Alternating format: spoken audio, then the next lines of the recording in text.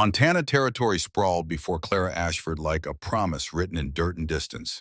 The train's whistle cut through June heat as Bailey Creek Station materialized from the haze, nothing more than weathered planks and a sagging roof that looked ready to surrender to the next strong wind.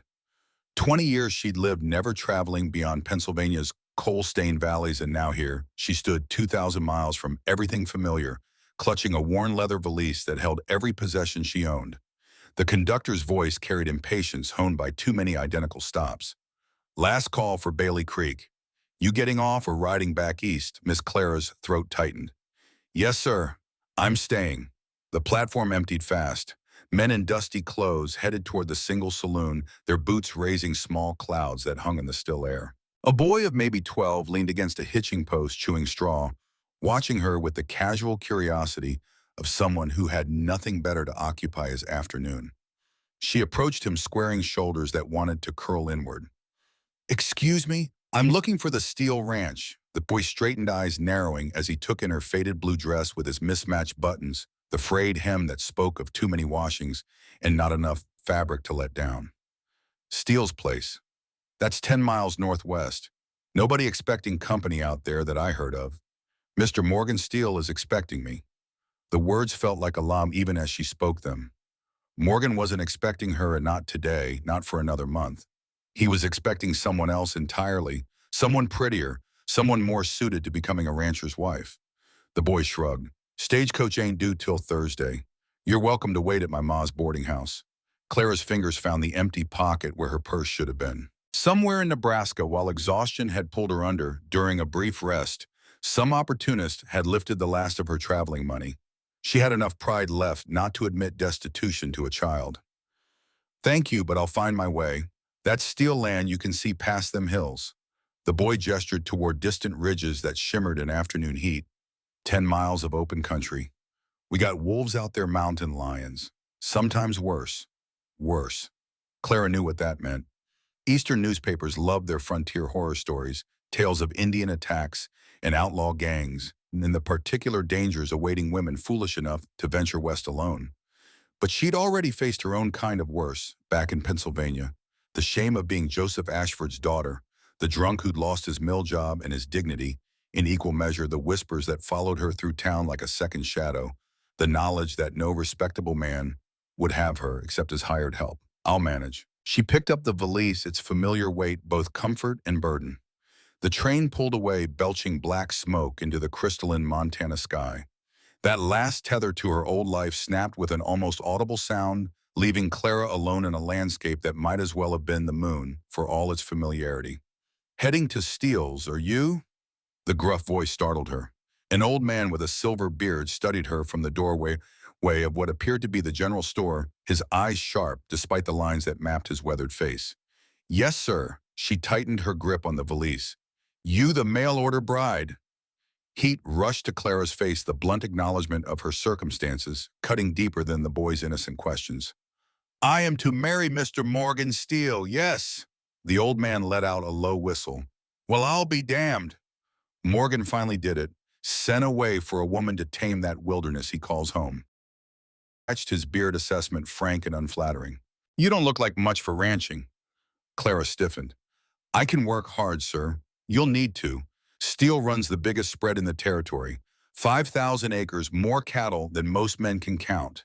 He built it all himself these past 4 years. Him and his brother, before that bastard gang, killed Daniel.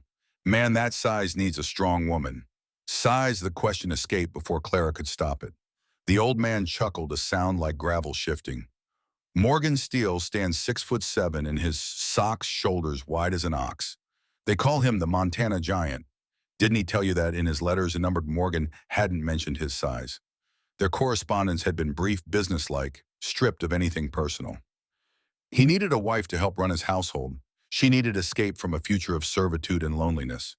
A convenient arrangement, nothing more, nothing expected beyond practical partnership. I should start walking if I'm to reach the ranch before dark. Walking? The old man looked genuinely alarmed. Good Lord, girl, you can't walk to Steele's place? That's suicide in these parts, woman alone on foot. I have no alternative, sir. The old man shook his head, muttering something under his breath about foolish Easterners and women with more courage than sense. Then he called over his shoulder toward the store's dark interior. "Jimmy, hitch up the wagon. We're taking a ride out to Steele's place. You don't need to." Clara began the automatic protest of someone who'd learned not to expect kindness without hidden cost. "Hush now." The old man cut her off with a gesture that brooked no argument. "Name's Henry Porter. I supply most of the ranches around here. Was heading out to Steele's tomorrow anyway. Just moving up the schedule." Relief washed through Clara, followed immediately by the suspicion that came from too many years learning that men rarely offered help without expecting something in return. "I can't pay you, Mr. Porter." His bushy eyebrows rose. "Wasn't asking for payment. Consider it a wedding gift. Besides," he added with a wink that suggested he found the whole situation vastly entertaining, "I wouldn't miss the look on Morgan Steele's face when he sees his bride for all the gold in Montana." Clara couldn't decide whether to be grateful or offended. She settled on a quiet thank you as she followed Henry toward a weathered wagon parked behind the store. 20 minutes later, they were rumbling across open prairie Bailey Creek, shrinking behind them until it disappeared entirely into the vast landscape. The emptiness struck Clara like a physical force. In Pennsylvania, civilization pressed close, towns bleeding into one another, the comforting density of human presence. Here, space stretched in every direction unbroken except for distant mountains whose peaks still wore snow despite June's warmth. "That's all steel land you're looking at." Henry gestured with his chin toward the horizon. "From that ridge there all the way to the river then, some beyond. Near 6,000 acres now, I'd wager. It's beautiful."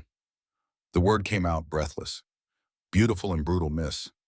Winter here will freeze your blood. Summer can parch you dry. And everything in between wants to kill you, two-legged or four. He glanced at her expression, softening slightly. "Just want you to know what you're in for." Clara gripped the wagon's wooden seat. "And Mr. Steele, what kind of man is he?" Henry's pause carried weight. "Morgan Steele's a good man. Hard as this land, but fair in his dealings. He built that ranch with nothing but bare hands and pure stubborn will after his brother died. Daniel was the older one, the one with the vision and the social graces. They came out here from Boston together, bankers' sons playing at ranching." Boston. Clara tried to picture the giant. Henry described this Montana rancher growing up in city refinement. Their father was some kind of financial man, wanted both boys to follow him into banking. Daniel did for a time. Morgan refused, got into a fight defending a servant's honor, broke a rich man's jaw. His father gave him an ultimatum: apologize or be cut off. Morgan left that same night. Henry's eyes crinkled with something like approval. Worked his way west, learned cattle driving, discovered he had a knack for it. 3 years later, Daniel wrote to him, said their father had died. Daniel inherited everything sold. The banking business wanted to start fresh out here. What happened to his brother Henry's expression darkened. Cattle rustlers. 4 years back, gang led by Marcus Blackwood. They hit several ranches but targeted the Steeles hardest because Daniel and Morgan had prime grazing land and didn't back down from threats. Shot Daniel dead during a raid. Morgan nearly died too, caught a bullet in his shoulder. Clara's heart twisted with unexpected sympathy. How terrible. Morgan hunted down every last one of those rustlers. Henry's voice dropped lower. Tracked them for months through winter even. Brought back Marcus Blackwood to stand trial. Man was hanged in Bailey Creek, whole territory came to watch. He glanced at Clara. Since then, nobody dares cross Morgan Steele. He's fair, but he doesn't forget a wrong and he doesn't let his guard down. Does he have friends? Henry considered this. Respect, yes. Friends can't say. Man keeps to himself mostly, which is why folks were surprised when word got out he'd sent for a bride. The wagon hit a deep rut, jolting them both. Clara grabbed the seat to steady herself, her stomach churning with more than just motion sickness. She was coming to marry a man who'd killed for revenge, who'd built his life from grief and determination, who apparently trusted no one enough to call them friend. Almost there. Henry pointed to a plume of smoke rising in the distance. That's the main house. As they crested a small hill, Clara got her first glimpse of what was to be her new home. A large two-story log house stood in a clearing, surrounded by several outbuildings, corrals, and a barn that looked recently constructed. It was far grander than she'd imagined, not some crude frontier cabin, but a proper home that wouldn't have looked out of place in a Pennsylvania town. Morgan built that house for his brother's bride. Henry's voice carried unexpected gentleness. She was coming out from Boston when Daniel was killed. Morgan sent her a telegram telling her not to come, but that house still stands as a monument to what might have been. Clara felt a strange tightening in her chest. She was coming to a house built for another woman to marry a man who'd lost everything except his land and his determination. A man who by all accounts had locked away whatever softness he might once have possessed. He doesn't know I'm coming today, does he? Henry shook his head. Your letter probably won't arrive until next week. Mail comes on Thursdays. Panic fluttered in Clara's stomach. Perhaps we should turn back. I could stay in town until nonsense. Henry interrupted, already guiding the wagon down the slope. Better to get it over with. Besides, we're already here. Two ranch hands spotted the wagon and began walking toward them from the corral. In the doorway of the house stood a figure so tall and broad that Clara at first thought he must be standing on something elevated. Then Morgan Steele stepped onto the porch, and Clara's breath caught, despite her determination to remain composed.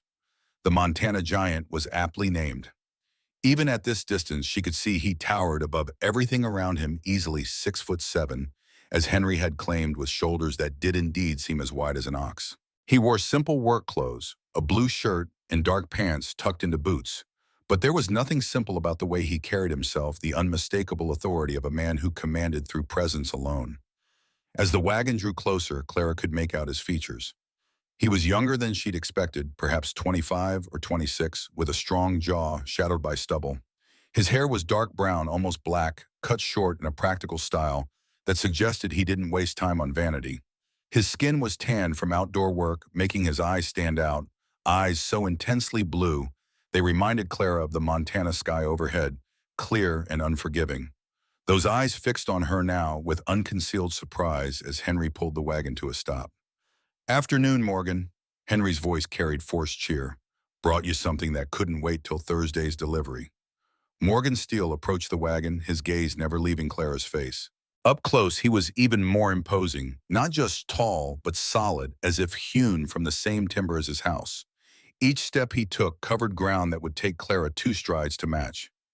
Mr. Porter. Morgan's voice was deep but quiet, controlled in a way that suggested he rarely needed to raise it. This here's Clara Ashford. Henry was clearly enjoying himself. All the way from Pennsylvania. Your mail-order bride, if I understand correctly. A moment of absolute silence followed. Morgan Steele's expression remained impassive, but something flashed in those blue eyes. Surprise certainly, but something else too. Disappointment perhaps, quickly masked but visible in that brief instant before his face became an unreadable wall. Clara's cheeks burned. Of course he was disappointed. He'd probably expected someone beautiful and graceful, not a plain girl in a worn dress with honey blonde hair coming loose from its pins, someone who looked like she belonged exactly where she came from, among the poor and desperate. Miss Ashford. Morgan's slight nod carried formal courtesy and nothing more. You're early. I wasn't expecting you until next month. The farm where I worked with them, Clara found her voice despite her dry throat. I had to leave sooner than planned. I apologize for arriving unannounced. Morgan studied her for another long moment before turning to one of the ranch hands who'd approached. Raphael, take Miss Ashford's bag to the house. Then to the other, Jack, see to Mr. Porter's team. Don't have but the one bag. Clara reached for her valise, the admission of her poverty, somehow more humiliating than anything else about this moment. Morgan's eyes flickered to the small case, then back to her face. Without comment, he extended a hand to help her down from the wagon. His palm was calloused and warm, engulfing her smaller hand completely. As she stepped down, the reality of his size struck her fully. The top of her head barely reached his shoulder. She had to tilt her face up just to meet his eyes, and in doing so, felt suddenly acutely vulnerable. Thank you for bringing her, Henry. Morgan released Clara's hand. Stay for supper. Can't. Henry sounded genuinely regretful. Promised my wife I'd be home by dark. Got your usual order ready for Thursday unless you need anything special. The usual is fine. Morgan reached into his pocket, producing coins that glinted in the afternoon sun. For your trouble today. Not necessary. Henry protested, but Morgan insisted with a firmness that suggested this was how things were done on his terms, with no debt left unpaid. Safe travels. Morgan's tone made it clear the conversation was finished. Henry tipped his hat to Clara. Good luck, Miss Ashford. The way he said it made luck sound like something she'd desperately need. As Henry's wagon disappeared down the trail, Clara became painfully aware that she was now alone with her future husband, this giant of a man whose life was a mystery, whose expression revealed nothing of his thoughts, who stood looking at her as if trying to solve a problem he hadn't anticipated. "Come inside." Morgan didn't offer his arm or even look back as he strode toward the house. "You must be tired from your journey." Clara squared her shoulders, picked up her valise, which Raphael had respectfully left, when Morgan addressed her directly and followed, taking 2 steps for every one of his. The house's interior surprised her, well furnished with solid, handsome pieces that spoke of substantial means. The main room had a large stone fireplace, comfortable chairs, and bookshelves lined with volumes. It was clean and orderly, but distinctly masculine, no feminine touches anywhere. "You have a lovely home, Mr. Steele." "Morgan," he corrected her. "And it's just a house. It's more than most out here from what I've seen." He acknowledged this with a slight nod. "Are you hungry?" "Yes," she admitted, then added quickly, "but I don't wish to be a bother. I could prepare something if you'd show me the kitchen. Rosa does the cooking." Morgan's interruption was gentle but firm. "She and her husband Raphael live in the cabin behind the house. She'll bring supper shortly." Clara tried to hide her disappointment. Cooking was one of the few skills she was confident in, her one true talent, according to Mrs. Wilkins back in Pennsylvania. "I had thought that, as I assumed I would be responsible for the household duties." Morgan's expression softened slightly, the first real change she'd seen in his stoic demeanor. "Rosa has been with me since the beginning, her and Raphael both. I wouldn't displace her. But there's plenty of other work if you're concerned about earning your keep." Earning her keep. The phrase stung, though Clara knew it wasn't meant unkindly. That was precisely the arrangement they'd agreed upon through their letters. A practical marriage, a business partnership of sorts. She would run his household, he would provide security and a home. Love had never been mentioned, never expected. "Of course, I'm happy to work wherever I'm needed." Morgan regarded her for a long moment, those blue eyes searching her face as if trying to read something written there in a language he didn't quite understand. Then he gestured toward a hallway. "I'll show you to your room. You can rest before supper." Her room, not their room. Clara followed him silently, uncertainty gnawing at her. The bedroom was at the end of the hallway, spacious and well-appointed, with a large bed, a dresser, a washstand, and a small writing desk by the window. Like the rest of the house, it was impeccably clean, but devoid of personal touches, waiting for someone to claim it. "The washroom is through that door." Morgan pointed to a second door within the bedroom. "There's hot water in the tank if you'd like to bathe." Clara couldn't hide her surprise. "You have indoor plumbing." A ghost of a smile touched Morgan's lips, so brief she almost missed it.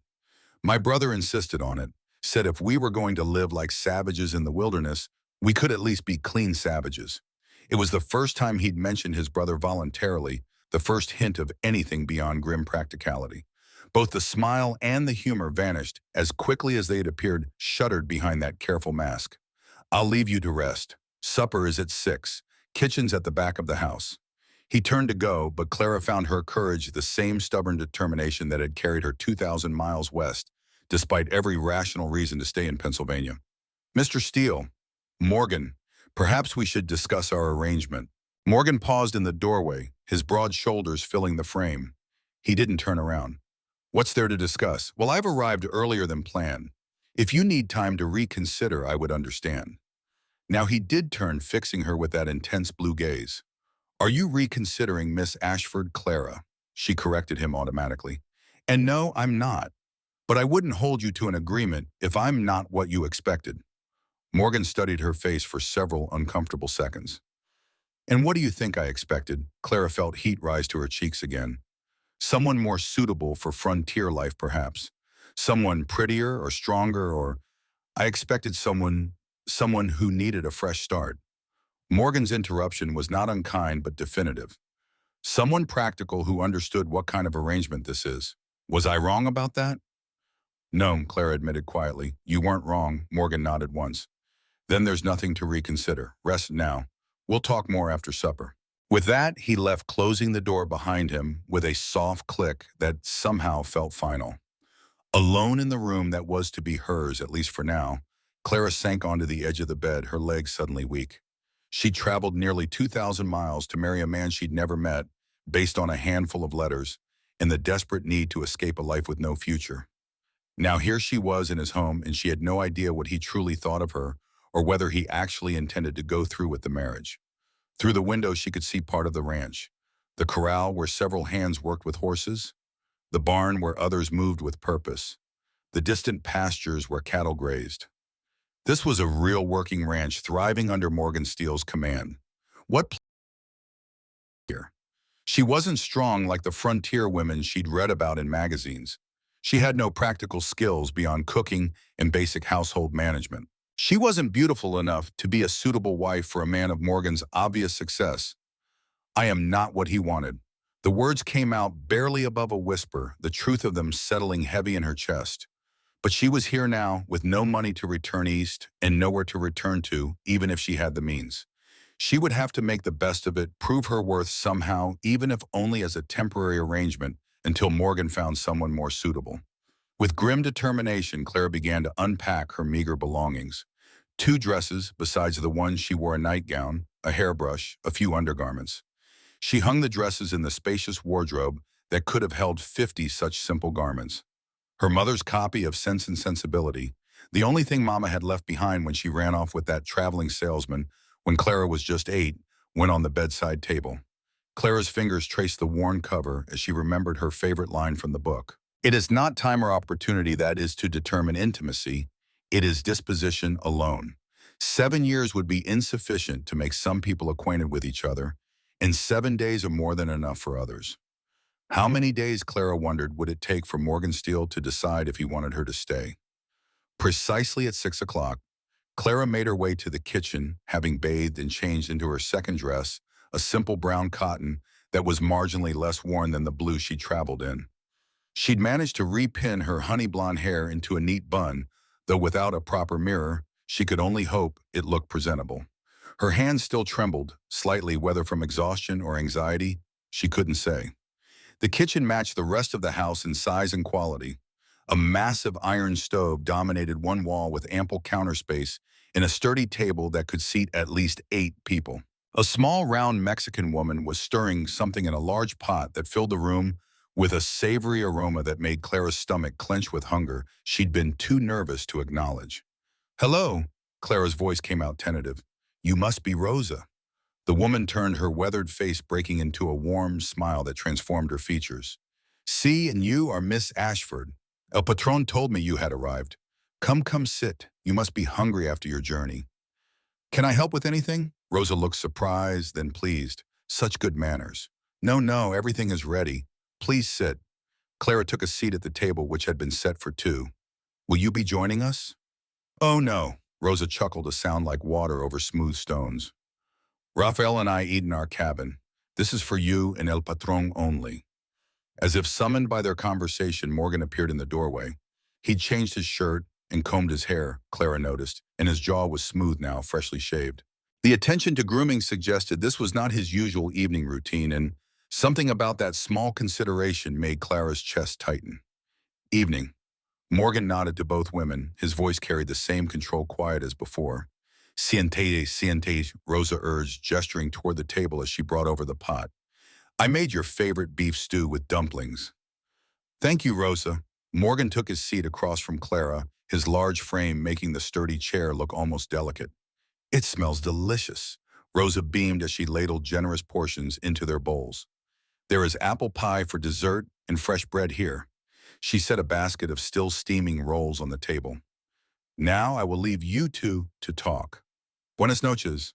"Buenas noches." Morgan replied, his pronunciation suggesting this was not his first interaction with Spanish. After Rosa had gone, silence fell over the kitchen, broken only by the ticking of a clock on the wall and the occasional clink of spoons against bowls. The stew was indeed delicious, rich, and hearty, but Clara found it hard to enjoy with tension stretching between them like a physical thing.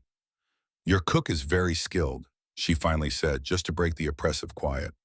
Morgan nodded. "Rosa is a godsend. She and Raphael were the first people I hired when I started rebuilding after he trailed off, but Clara knew he meant after his brother's death.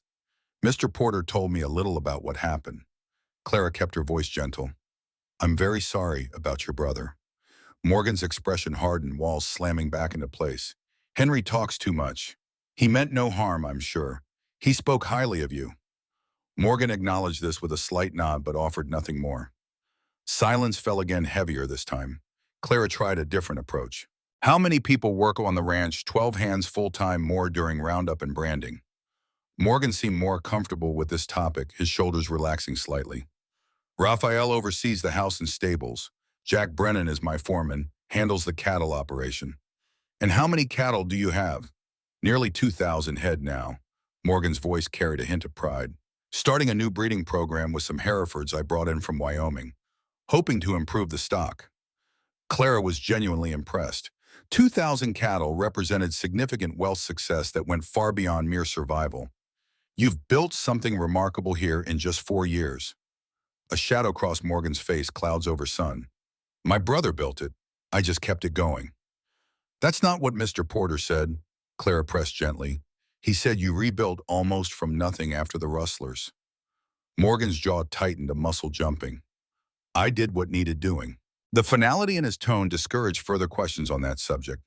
Clara returned to her stew mind, racing for some neutral topic that wouldn't touch on painful memories. The silence stretched until it became almost unbearable. How was your journey west? Morgan's question startled her unexpected after his withdrawal. Clara hesitated, unsure how much to share. Long and educational. I'd never been further than Philadelphia before. Any trouble along the way? Some, she admitted. My purse was stolen while I slept on the train. That's why I had no money for the stagecoach from Bailey Creek. Morgan frowned, the first real expression of concern she'd seen from him. You should have sent a telegram. I would have arranged transportation. I didn't want to be a bother. It wouldn't have been a bother. His tone held gentle reproof. It would have been the responsible thing to do. You're fortunate Henry found you. The trail from town isn't safe for a woman alone. Clara felt properly chastised. You're right, of course. It was foolish of me. Morgan studied her across the table, those blue eyes sharp and assessing. Not foolish, just inexperienced with frontier realities. He paused, then added with careful deliberation, which brings us to why you're here. Clara's stomach tightened, the stew suddenly sitting heavy. Here it was, the conversation she'd been both dreading and hoping for. In your letters, Morgan continued, you said you worked on a farm in Pennsylvania, that you had experience with household management. Was that true? Yes. Clara bristled slightly at the implied accusation. I worked for the Wilkins family for 6 years since I was 14. I cooked, cleaned, minded the children, kept the household accounts, helped with the chickens and kitchen garden. Morgan considered this. And your family? You mentioned your father was deceased. Clara lowered her eyes, shame burning through her. My father died last winter.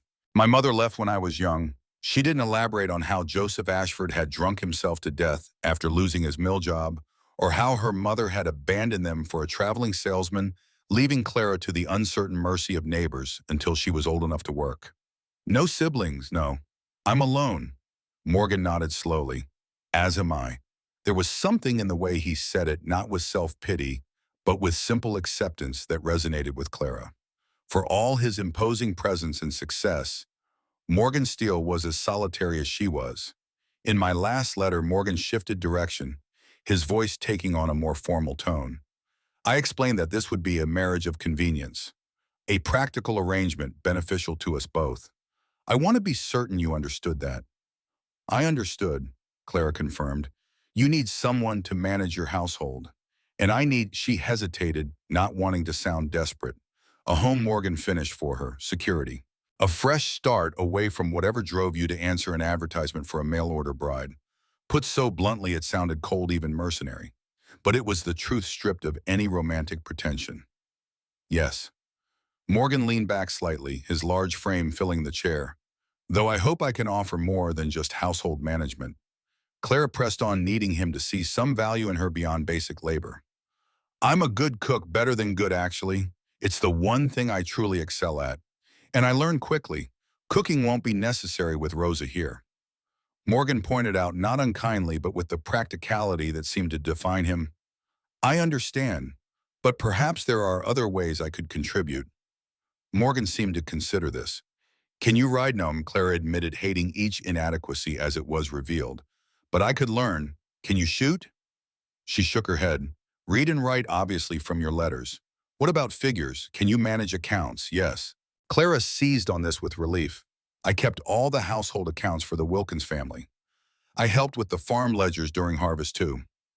Morgan nodded, appearing pleased with this information. Good, that could be useful. He paused, then asked more gently, "What do you expect from this arrangement, Miss Ashford?" The question caught her off guard. I hadn't thought beyond having a roof over my head and honest work to do. And what about children? Morgan's directness made Clara's face flame. A family of your own someday? I assume that would be part of that, as I would hope eventually. The words came out stumbling, embarrassed.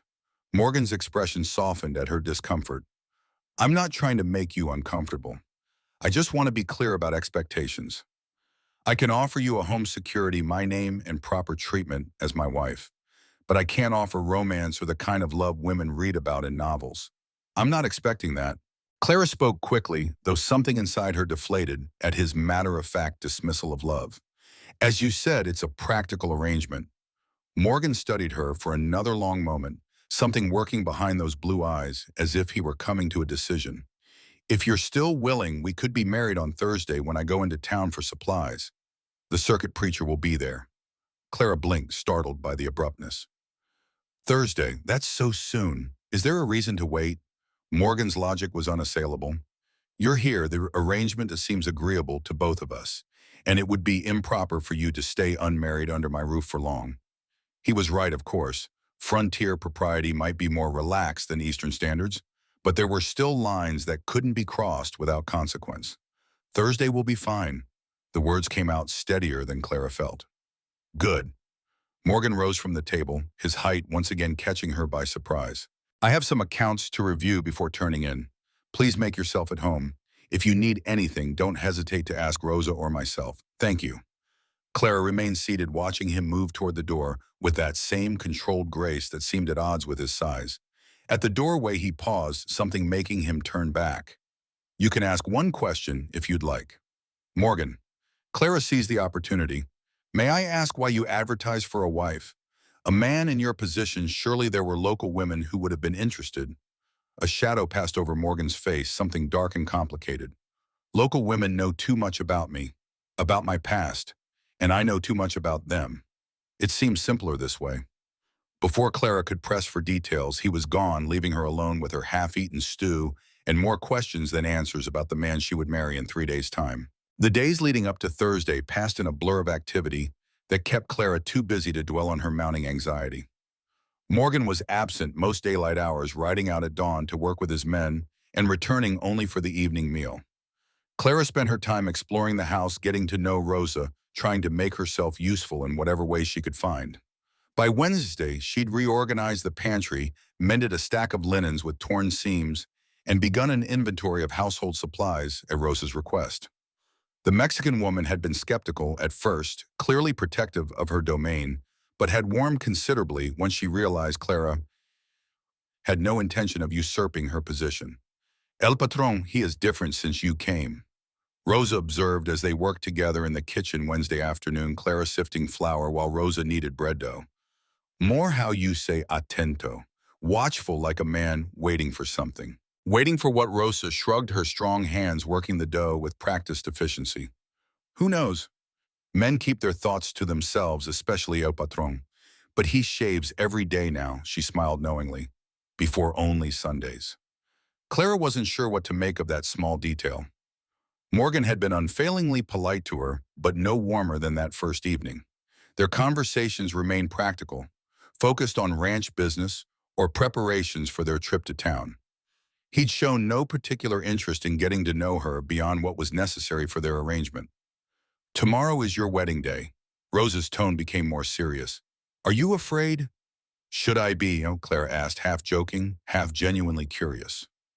Rosa considered this, her dark eyes studying Clara's face. El Patron is a good man. Hard, yes.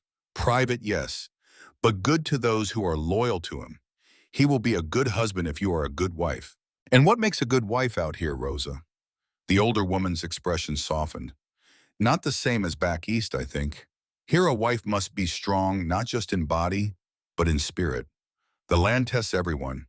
A woman who breaks easily will not last. Clara nodded, taking this in. I'm stronger than I look. See, I believe you are. Rosa's smile held warmth and approval. You have sad eyes that have seen hard times already. But you are here, no. You survived whatever was behind you. That shows strength. Clara was touched by the woman's perception. Thank you for saying that. De nada. Now about tomorrow. Rosa leaned in conspiratorially. I have made you a special dress for the wedding. Nothing fancy but clean and new. A bride should not marry in an old dress. Oh, Rosa, you shouldn't have. Clara felt tears prick at her eyes. Nonsense. It is my gift to you. Raphael and I, we had no children. It makes me happy to do this small thing. She patted Clara's hand, flower dusting both their fingers. Come, I will show you. In Rosa's cabin behind the main house, she proudly displayed the dress she'd made. A simple but beautiful creation of pale blue cotton with delicate white embroidery around the collar and cuffs. The stitching was exquisite, each flower perfect. It's lovely, Clara breathed, touching the fabric reverently. But when did you have time to make this? Rosa smiled smugly. El patron told me months ago that he had sent for a bride. I have been working on this since then. I guessed at the size, but I think it will fit with small adjustments. Tears spilled over despite Clara's best efforts to contain them. It was the nicest thing anyone had done for her. In years, this gift from a woman who barely knew her. I don't know how to thank you. Be happy here. Rosa's voice carried unexpected intensity. Make El Patron happy too if you can. That is thanks enough. The idea of making Morgan happy seemed a daunting task. How did one bring happiness to a man who seemed determined to keep every emotion locked away behind walls built from grief and solitude? When Clara returned to the main house, she found Morgan in the study, bent over account books, his large frame hunched in concentration. He looked up as she entered, those blue eyes taking in her flushed face. Everything all right? The question held genuine concern. Yes, Rosa was just showing me a dress she made for tomorrow. Morgan's expression softened slightly. She mentioned she was working on something special. I'm glad it pleased you. It did. It was very kind of her. An awkward silence fell between them. Clara shifted from foot to foot, uncertain whether to stay or go, while Morgan seemed equally at a loss for what to say next. I've been thinking, Morgan finally broke the silence. After we're married, you might want to make some changes to the house. Make it more comfortable. Clara blinked in surprise. Changes, curtains, rugs, whatever women like to have around them. The house is too plain, as it is too much like quarters instead of a home. It's a beautiful home already, Clara protested, and I wouldn't want to impose my taste on your space. It will be your home too, Morgan pointed out. And it was built for a woman's touch, even if that woman never arrived. His brother's fiancée, Clara remembered. The woman who was supposed to come west, but never did after Daniel Steele was killed. I'd be honored to help make it a home, Clara said softly. But I know very little about decorating fine houses. You'll learn. Morgan's confidence in her abilities was unexpected and warming. And we can order whatever you need from catalogs. I've set aside money for it. Clara was touched by his thoughtfulness. Thank you. That's very generous. Morgan looked almost embarrassed. It's practical, that's all. A comfortable home makes for more efficient household management. He returned his attention to the ledgers, effectively dismissing her. But as Clara turned to leave, he spoke again without looking up. We'll leave for town at 8 tomorrow morning. The ceremony is at 11. I'll be ready, she promised. That night, alone in her room for what would be the last time as an unmarried woman, Clara found sleep elusive. Tomorrow she would become Mrs. Morgan Steele, bound by law and God to a man she barely knew, in a land that was still foreign to her. The practical side of her knew this was the best outcome she could have hoped for. A decent man with means, a beautiful home, no unreasonable expectations. Yet some small, foolish part of her had always dreamed of marrying for love, unlikely as that had been given her circumstances. This is more than you deserve, she whispered to herself in the darkness. More than you ever thought possible. And it was true. The alternatives remaining in Pennsylvania, working herself to the bone for other people's children until she was too old to be useful, then facing destitution, were far worse. Morgan Steele offered her security, respect, a chance at a new life. If there was no love in their arrangement, well, love was a luxury few could afford, especially women in her position. With that thought firmly in mind, Clara finally drifted off to sleep, dreaming of blue skies and endless prairies, and a tall, solemn-faced man whose blue eyes held secrets she couldn't begin to fathom. The journey to Bailey Creek the next morning was mostly silent. Morgan drove the wagon himself, Clara beside him in her new blue dress, a shawl wrapped around her shoulders against the morning chill. She'd pinned her honey blonde hair in a more elaborate style than usual, with a few soft tendrils framing her face. Rosa had insisted on pinning a small bunch of wildflowers to her bodice purple lupines and white yarrow that smelled faintly sweet. As they crested the same hill Clara had first seen when approaching the ranch, Morgan finally broke the silence. "Are you certain about this?" Clara looked at him in surprise. "About marrying you, yeah." Morgan kept his eyes on the trail ahead. "You could change your mind. I'd arrange for you to return east or help you find a position elsewhere if that's what you wanted." The offer seemed genuine, which only confused Clara more. "Do you want me to change my mind?" Morgan's hands tightened on the reins. "No, but I want you to be sure. Marriage out here isn't easy in the best of circumstances. Ours has additional complications." "You mean Clara asked. "Because it's an arrangement rather than a love match."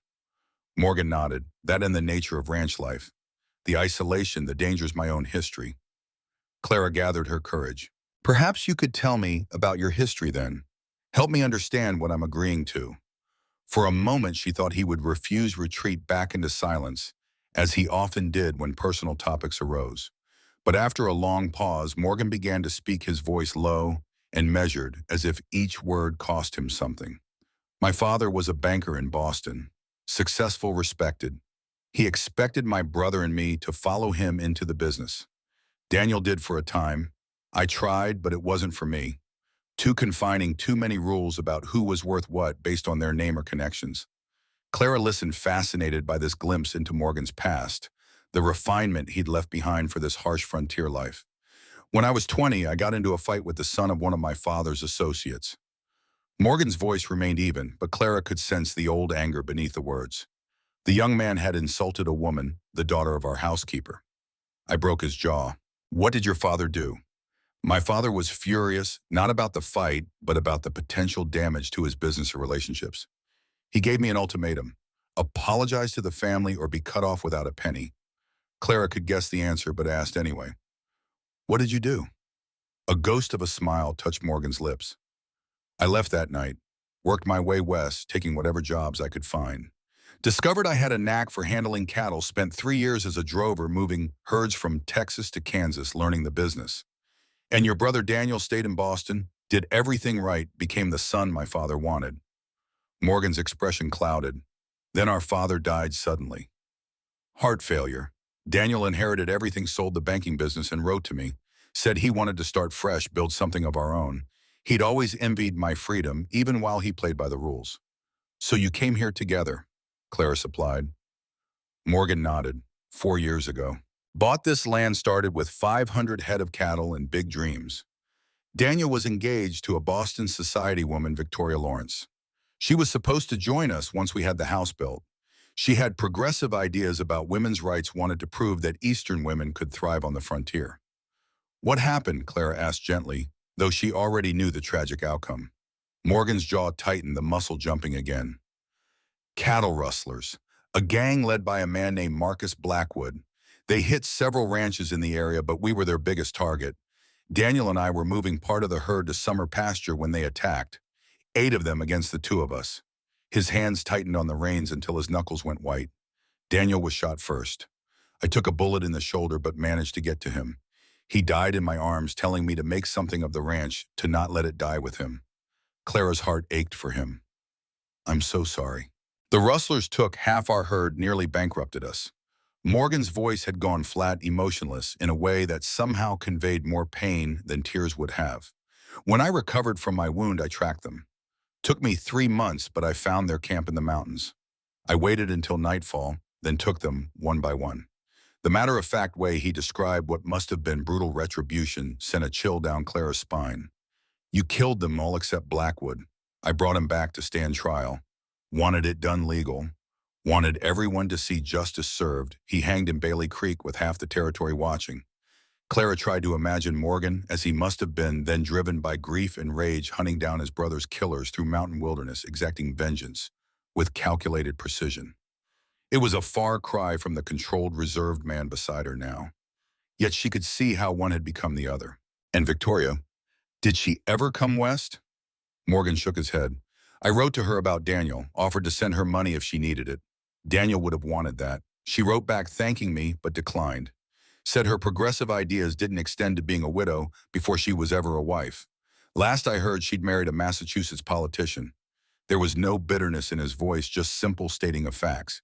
Still, Clara wondered if Victoria's rejection had contributed to Morgan's guarded nature, his reluctance to form personal attachments. After that, I rebuilt the ranch, Morgan continued, focused on making it what Daniel had envisioned. Hired good men, expanded the herd, and improved the bloodlines. Threw myself into the work and never looked back. Never looked back. Clara repeated softly, is that why you advertised for a wife, looking forward instead of back? Morgan glanced at her, those intense blue eyes studying her face for a long moment. A successful ranch needs proper management. I'm gone from dawn till dusk most days. The house needs a mistress, someone to oversee things, make it run smoothly. It was the answer she'd expected, practical and unemotional, focused on efficiency rather than companionship. Yet Clara couldn't help wondering if there was more to it, some loneliness he wouldn't acknowledge even to himself. Thank you for telling me, she said simply. It helps me understand. Morgan nodded once, then fell silent again as the town of Bailey Creek came into view.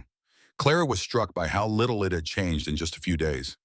Still a single dusty street lined with weathered buildings, still that sense of civilization barely holding on against vast wilderness. Yet it looked somehow more substantial now, less threatening, knowing she wouldn't be stranded there alone. As they pulled up in front of the general store, Henry Porter emerged with a wide grin splitting his silver-bearded face. Well, if it isn't the bride and groom, right on time too. Preacher's over at the church and all ready to go. Morgan helped Clara down from the wagon, his large hand engulfing hers with surprising gentleness. We have business at the store first, he told Henry. Need to order some things for the house. Henry's eyebrows rose. Prettying up the place already, are you? About time. That house of yours is handsome enough, but cold as a banker's heart. No offense to your late father, he added quickly. None taken, Morgan said dryly. He'd have agreed with you. Inside the store, Morgan surprised Clara by pulling a catalog from beneath the counter, with Henry's permission, then guiding her to a small table in the corner. Pick out whatever you want for the house, he instructed. Curtains, rugs, linens, dishes, anything that would make it more comfortable. Clara stared at the catalog, overwhelmed by the options and the unexpected freedom to choose. Are you certain some of these things are quite expensive? The ranch does well. Morgan's matter-of-fact tone suggested money was no concern. There's no point in success if you can't enjoy its fruits.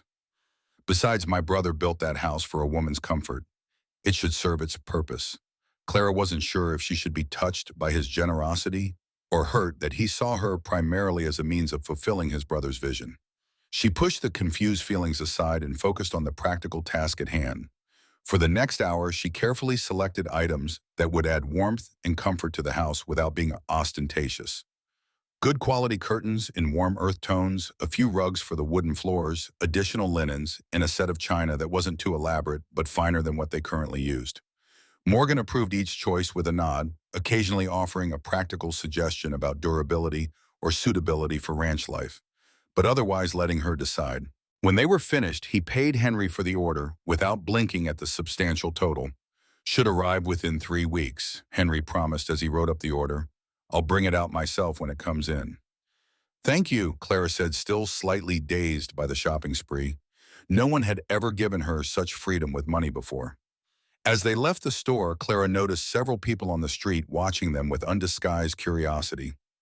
A few men nodded respectfully to Morgan, while women whispered behind their hands, eyes assessing Clara with that particular female scrutiny that could strip a person down to their worth in seconds.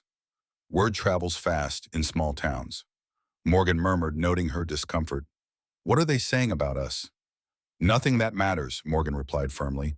Bailey Creek runs on gossip like any frontier town. They're just curious about the woman who managed to catch the Montana giant. Is that really what they call you? A flush of embarrassment colored Morgan's tan face. Unfortunately, people out here love their nicknames. Despite her nervousness about the upcoming ceremony, Clara found herself smiling at his discomfort. It was oddly endearing to see this imposing man made uncomfortable by something as simple as a nickname. The Bailey Creek Church was a small, plain building with a modest steeple that leaned slightly to the left, as if weary from holding up even that small burden. Inside, a handful of people had gathered. Henry and his wife, a stern-looking woman with kind eyes. The preacher, and to Clara's surprise, Rosa and Raphael, who must have ridden into town while she and Morgan were at the store. Couldn't miss El Patron's wedding. Rosa explained, embracing Clara warmly. The dress, it fits beautifully. You look like an angel. Clara doubted that very much, but the compliment warmed her nonetheless. Thank you for coming. It means a great deal to have friendly faces here. The ceremony itself was brief and straightforward. The preacher, a weathered man named Reverend Johnson, who looked like he'd been carved from the same harsh landscape as the church, spoke of duty partnership, building a Christian home on the frontier. There was no mention of love or romance, which seemed fitting for their practical arrangement. Morgan spoke his vows in a clear, firm voice that carried through the small space. Clara's were softer but equally sincere, each word feeling more momentous than she'd expected. When Morgan slipped a simple gold band onto her finger, another surprise as she hadn't expected a ring at all, Clara felt a strange flutter in her chest that wasn't entirely due to nervousness. The weight of the gold warm from his pocket, the gentle way his large fingers held hers, the solemn promise in his blue eyes as he looked down at her. All combined to make the moment feel more significant than she'd anticipated, more real than the practical arrangement they'd agreed upon. I now pronounce you man and wife, Reverend Johnson declared, his voice carrying the weight of finality. Mr. Steele, you may kiss your bride. Clara hadn't considered this part of the ceremony. From Morgan's momentary hesitation, neither had he. But after the briefest pause, he bent down the difference in their heights, requiring him to nearly fold himself in half, and pressed his lips to hers in a gentle, chaste kiss that lasted only seconds, yet left Clara strangely breathless. Congratulations, Mrs. Steele, Morgan murmured as he straightened the name, sounding foreign and wonderful all at once. Thank you, husband, Clara replied, testing the word on her tongue, finding it fit better than she'd expected. A small celebration followed at the town's only restaurant, where Henry had arranged a special meal in honor of the occasion. More townspeople stopped by to congratulate them and satisfy their curiosity about Morgan Steele's Eastern bride. Most were polite if reserved, though a few of the women studied Clara with critical eyes, clearly finding her wanting in some way she couldn't determine. Don't mind them, Mrs. Porter whispered to Clara, at one point, her stern features softening. Half the unmarried women in 3 counties have set their caps for your husband over the years. They're just sore they lost their chance. This revelation surprised Clara. Really? He seems so unapproachable. Mrs. Porter chuckled. That's part of the appeal, dear. That and the fact he owns the most successful ranch in the territory. And there's the size of him. Some women like a man who makes them feel small and delicate. Clara glanced across the room to where Morgan stood talking with Henry and another rancher towering over both men. She could understand the attraction she supposed. Despite his reserved manner, Morgan was undeniably handsome in a rugged way. His quiet strength and competence were appealing qualities on any frontier. By mid-afternoon, Morgan was clearly ready to leave. He thanked their hosts, settled the bill without discussion, and guided Clara back to the wagon with a hand at the small of her back, the first time he'd touched her beyond what was necessary since their brief wedding kiss. The journey back to the ranch, their home now truly hers as well as his, was as quiet as the morning's trip had been. But the silence felt different, somehow more contemplative than awkward. As they passed the spot where Morgan had shared his history with her earlier, Clara gathered her courage once more. I want to thank you. Morgan glanced at her. For what? For giving me a chance at a new life.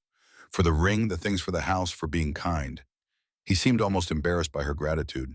You don't need to thank me. It's a fair arrangement for us both. Even so, I'm grateful. And I promise to work hard to make the house a proper home, to be a good wife in every way I can. Morgan's eyes met hers briefly, something unreadable in their blue depths. I don't doubt you will, Clara. It was the first time he'd used her given name without prompting, and the sound of it in his deep voice sent an unexpected warmth through her chest. As they approached the ranch, Clara saw it with new eyes. Not as an imposing stranger's domain, but as her home. The 2-story log house with its wide porch, the barn and outbuildings, The corrals and distant pastures, all of it now partly hers by law, if not by love. Rosa has prepared a special supper for us, Morgan said as he helped her down from the wagon. A wedding feast, she called it. She's been cooking since yesterday. That's so thoughtful of her. Clara felt genuine warmth toward the woman who'd already shown her more kindness than anyone had in years. Morgan nodded. She's happy to have you here. Says the house has needed a woman's presence for too long. Inside, the dining room table had been set with the best dishes the house possessed, decorated with more wildflowers. A feast indeed awaited them. Roast beef potatoes, fresh bread, vegetables from the kitchen garden with apple pie for dessert. She's outdone herself, Morgan murmured, looking genuinely touched by the effort. They ate mostly in silence, both seemingly preoccupied with the change in their status. Clara was acutely aware that this was their wedding night, though Morgan had made no mention of those particular marital expectations. Part of her was relieved by his restraint. Another part was admittedly curious about what kind of husband he would be in that regard. After the meal, Morgan surprised her by producing a bottle of good whiskey and pouring them each a small glass. A toast. He raised his glass. To new beginnings. To new beginnings. Clara echoed, sipping the fiery liquid carefully, the burn of it making her eyes water.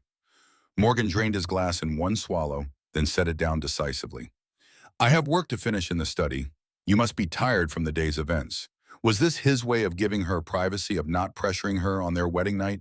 Or did he simply have no interest in consummating their marriage? Clara couldn't tell, and she was too shy to ask directly. Yes, it's been quite a day, she agreed, setting down her barely touched whiskey. Good night, then. Good night, Morgan. The use of his given name still felt new on her tongue, intimate in a way that belied their practical arrangement. As Clara made her way to the bedroom now, their bedroom, presumably though, Morgan had made no move to accompany her, she felt a complex mix of emotions. Relief certainly that he wasn't rushing her into physical intimacy.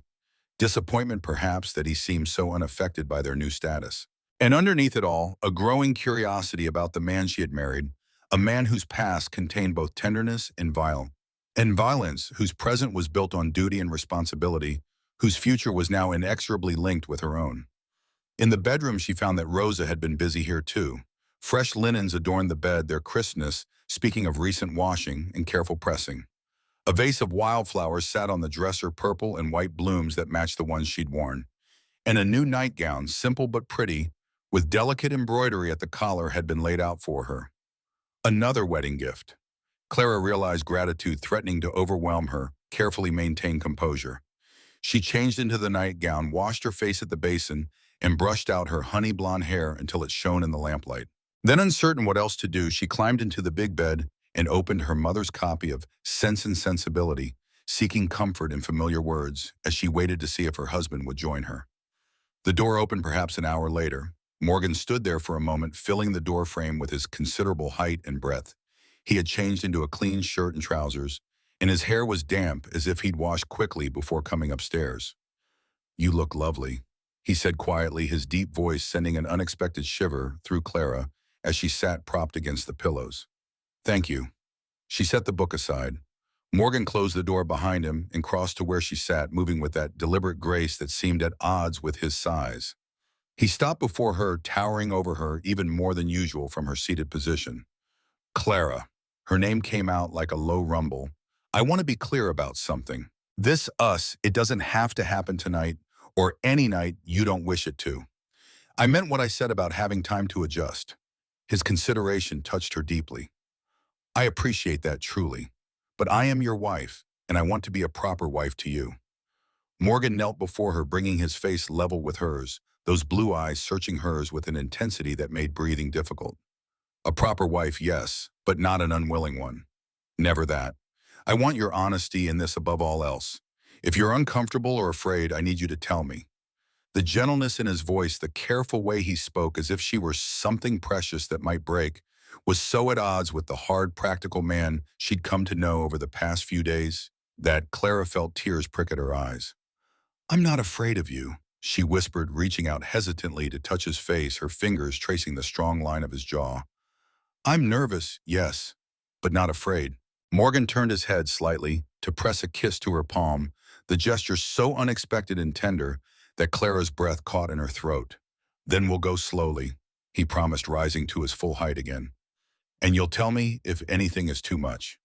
It wasn't a question, but Clara nodded anyway, her heart hammering against her ribs as Morgan began to unbutton his shirt with steady fingers. What followed was nothing like what Clara had expected, based on the vague, embarrassed explanations Mrs. Wilkins had given her back in Pennsylvania. Morgan was gentle, almost reverent in his touch, careful not to rush or overwhelm her. He spoke little but watched her reactions closely, learning what brought her pleasure and what made her uncomfortable, adjusting his approach with a patience that seemed infinite.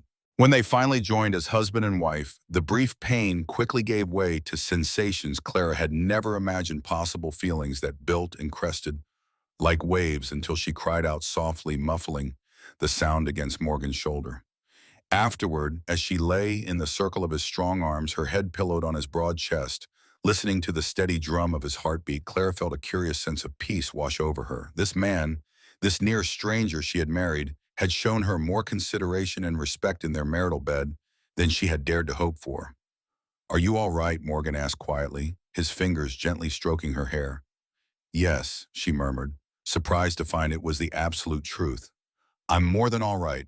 She felt rather than saw his smile in the darkened room. "Good. I was worried I might hurt you being as I am." His sighs, he meant. His concern was touching, especially given how careful he had been with her. "You didn't hurt me," she assured him, feeling bold enough to press a kiss to his chest just above his heart. "You made me feel cherished." Morgan's arms tightened around her briefly. "That's good then." It wasn't a declaration of love or even affection, but Clara hadn't expected one. This, his gentle care, his concern for her comfort, his willingness to share his bed properly, was more than enough for now. The rest perhaps would come with time. As sleep claimed her, nestled against the solid warmth of her husband, Clara dared to hope that their practical arrangement might someday grow into something more. The weeks that followed settled into a rhythm that felt almost comfortable. Morgan still rose before dawn to work with his men, but he now returned to their bed each night, their physical relationship deepening, even as they slowly learned more about each other in small, careful increments. They weren't in love, at least neither spoke of love, but there was growing affection and respect between them, evident in small gestures and quiet moments. The way Morgan's hand would find hers across the dinner table. The way Clara would wait up for him, no matter how late he returned, a lamp burning in the window. These small intimacies built something between them that neither had words for yet. The items Clara had ordered for the house arrived as promised, delivered by Henry with a knowing grin. She spent joyful days arranging curtains, placing rugs, adding the feminine touches the house had lacked. Morgan said little about the changes, but seemed pleased by her enthusiasm, occasionally running a hand over a new curtain or rug with a small nod of approval that meant more to Clara than elaborate praise would have. True to his word, Morgan began including Clara in the ranch's bookkeeping. He taught her the system he'd developed for tracking expenses, cattle sales wages. She proved adept at the work, even suggesting improvements that Morgan implemented without hesitation. "You have a good head for numbers," he commented one evening as they worked together in the study, their chairs pulled close so they could both see the ledger. "Better than mine, I think," Clara glowed under the rare praise. "I've always enjoyed working with figures. They make sense. Everything balances in the end if you're careful." "Unlike people," Morgan observed wryly. "Unlike people." She agreed with a small smile, though some are more balanced than others. Morgan's eyes met hers across the desk, a hint of warmth in their blue depths. "And how do you find me on that scale, balanced or hopelessly askew?" It was the closest thing to teasing she'd heard from him, and it delighted her. "Somewhere in between, I think, like most of us." A ghost of a smile touched his lips. "A diplomatic answer, Mrs. Steele. A truthful one." She countered gently. "We all have our imbalances. It's what makes us human." Morgan considered this, then nodded slowly. "I suppose you're right." As July turned to August, Clara began to notice changes in her own body. A persistent queasiness in the mornings that faded by midday. Her breast tender to the touch. A bone-deep exhaustion that no amount of sleep seemed to cure. She'd helped enough women in Pennsylvania to recognize the signs, even if this was her first time experiencing them herself. Pregnant. The word filled her with equal parts joy and terror. Joy because carrying Morgan's child meant permanence, meant this was truly real, and not some arrangement that could be dissolved. Terror because she hadn't told him yet, hadn't found the right moment, and now he was preparing for the annual cattle drive that would take him away for 2 weeks. She should tell him, she knew that. But some stubborn part of her wanted him to love her for herself first, not just because she carried his air. Wanted to know that what was growing between them was real before binding him with obligation.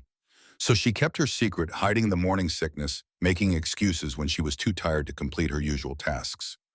Rosa noticed Clara was certain of that. The older woman's eyes held knowing warmth whenever Clara declined certain foods or had to excuse herself quickly. But Rosa said nothing respecting Clara's silence. One afternoon, while gathering eggs from the hen house, Clara noticed one of the young ranch hands watching her with unusual intensity. Ethan was his name, barely 18, with sandy hair and nervous eyes. He'd been hired just before Clara's arrival, according to Rosa, and kept mostly to himself. "Afternoon, ma'am," Ethan called as Clara passed, his voice carrying a forced casualness that made something prickle at the base of her spine. "Good afternoon, Ethan," Clara replied politely, continuing toward the house with her basket of eggs. But the feeling of being watched persisted over the following days. She'd catch glimpses of Ethan near the house when he should have been working in the far pastures. Once she saw him speaking with a rider she didn't recognize, someone who wasn't from the ranch, the two of them standing in the shadow of the barn as if they didn't want to be seen. Clara mentioned it to Morgan that evening as they prepared for bed. "That young hand, Ethan, do you know much about him?" Morgan paused in the act of removing his boots. "Not much. Jack hired him in June when we needed extra help for the summer." "Why, I've seen him watching the house, and today I saw him talking to a stranger." Morgan's expression sharpened. "What kind of stranger? A rider not from around here?" They were behind the barn, looked like they were trying to stay hidden. Morgan's jaw tightened. "I'll talk to Jack about it. Could be nothing, but it's worth checking." 2 days later, Clara's suspicions were vindicated in the worst possible way. She'd gone to the barn to check on a pregnant mare Rosa had mentioned was close to foaling. The barn was dim and cool, smelling of hay and horses. Clara was running her hand along the mare's distended belly, murmuring soft words when she heard voices from the loft above. "Tomorrow night, then." That was Ethan's voice, pitched low but audible through the floorboards. "Steel leaves for the cattle drive at dawn. House will be vulnerable with just the women and old Raphael. How many men does he take with him?" An unfamiliar voice, rough and cold. "Most of them. Just leaves 3 or 4 behind. Ain't enough to stop us." "And you're certain about the woman," the stranger again. "Pregnant," Ethan sounded certain. "Saw her being sick behind the hen house yesterday morning. She's trying to hide it, but it's obvious if you know what to look for." Clara's hand froze on the mare's belly, her heart hammering so hard she thought they must hear it. "Good. That makes her more valuable. Boss'll be pleased." The stranger's satisfaction made Clara's blood run cold. "We hit them 2 days after Steele leaves. Give him time to get far enough away he can't turn back quick. Take the woman, burn what we can, send a message. What about Raphael and the Mexican woman? Do what you need to do." Ethan's voice held no remorse. "Just make sure the woman stays alive. She's the whole point." Clara didn't wait to hear more. She slipped out of the barn as quietly as she'd entered, her mind racing. She had to tell Morgan. Had to warn him that his ranch, his home, his wife were being targeted. But by whom? And why she found Morgan in the corral working with a young stallion, his shirt stained with sweat despite the cooling evening air. His face changed the moment he saw her expression. "What's wrong inside?" She managed, not wanting to speak where others might hear. "Please." In the study with the door closed, Clara's words tumbled out in a rush. The conversation she'd overheard, Ethan's betrayal, the planned attack, time to when Morgan would be away. Morgan's expression went from concern to furious, that controlled rage she'd only glimpsed once before when he'd spoken of his brother's killers. Did they say who they were working for? Someone they called boss? That's all I heard. Morgan paced the small room, his size making it feel even smaller. "Marcus Blackwood had a brother, Cole Blackwood. I never found him when I tracked the gang. He disappeared, thought maybe he'd left the territory." His hands clenched into fists. "Damn it, I should have known he'd surface eventually." "What do we do?" Morgan stopped pacing, his eyes meeting hers with intensity that made her shiver. "First we deal with Ethan, then I cancel the cattle drive." "You can't," Clara protested. "You need that sale, the ranch depends on it." The ranch means nothing if I lose you. Morgan's vehemence startled her. I won't leave you vulnerable. I won't make the same mistake I made with Daniel, putting business before protecting what matters. His words, the naked fear beneath the anger, made Clara's throat tight. But before she could respond, Morgan was moving, striding toward the door with purpose. Stay here, he ordered, and lock the door behind me. What are you going to do? What needs doing? Clara watched from the study window as Morgan crossed the yard to where Jack Brennan stood talking with several ranch hands. She saw Morgan pull Jack aside, speak quickly and intensely, saw Jack's face darken with anger as he listened. Then both men were moving toward the bunkhouse with deliberate stride. Minutes later, they emerged with Ethan between them, the young man's face pale with terror, as Morgan's hand gripped his shoulder. Clara couldn't hear what was being said, but she saw Ethan talking rapidly, saw him point toward the eastern hills, saw Morgan's expression grow even grimmer. When Morgan returned to the study an hour later, his knuckles were scraped, and there was blood on his shirt that Clara didn't think was his. He's gone, Morgan said flatly. Told us everything before Jack drove him off the property. Cole Blackwood has been planning this for months. Ethan was supposed to report our routines, our vulnerabilities. He knew everything about this place, about you, about me being pregnant, Clara asked quietly. Morgan's eyes snapped to hers, shock evident. You're pregnant. Clara nodded, one hand moving instinctively to her stomach. About 6 weeks, I think. I was going to tell you before you left. I just wanted to be certain. Morgan crossed to her in 3 strides, his hands framing her face with surprising gentleness, given the violence she'd witnessed moments before. Why didn't you tell me sooner? I wanted you to love me for me. The confession came out barely above a whisper. Not just because I carry your child. Morgan's expression softened completely, all the rage draining away. Clara, his thumb traced her cheekbone. I was already halfway to loving you before this. The baby just makes it more complicated, more terrifying. It was the closest he'd come to speaking of love, and Clara felt tears spill over despite her best efforts to contain them. What do we do now? Now I hunt Cole Blackwood before he can hurt anyone else I love. Morgan's voice held grim determination. Jack will take the cattle to market. I'm staying here, but the sale can wait. My wife and child can't. He pressed his forehead to hers, his breath warm against her face. I won't lose you the way I lost Daniel. I won't. Clara wrapped her arms around him, feeling the tension in his body, the fear he was trying so hard to hide beneath anger and determination. We'll face this together. Morgan held her close, and in that moment, Clara understood that their practical arrangement had become something far more complicated, far more precious than either of them had planned. The next morning brought unexpected visitors. Clara was helping Rosa in the kitchen when Raphael appeared in the doorway, his weathered face troubled. Senor, there is a lady here to see El Patron. She says her name is Victoria Lawrence Bennett. Clara felt the name strike her like a physical blow. Victoria Lawrence. Daniel's fiancée. The woman who was supposed to have lived in this house, who Morgan had once admired from afar. Where is Mr. Steele? Clara asked, proud that her voice remained steady. In the north pasture, Raphael replied. But the lady, she is very insistent. Says she has traveled far and cannot wait long. Show her to the parlor, Clara decided. I'll receive her. She found Victoria Lawrence Bennett standing by the window, backlit by morning sun that turned her into a silhouette of elegant perfection. When she turned, Clara understood immediately why both Steele brothers had been drawn to her. Tall and willowy with dark hair, arranged in the latest Eastern fashion, she wore a traveling dress of fine blue silk that probably cost more than all of Clara's possessions combined. Her face was beautiful in a refined way, high cheekbones and dark eyes that assessed Clara with frank curiosity. Mrs. Steele, Victoria's voice carried cultured Boston tones.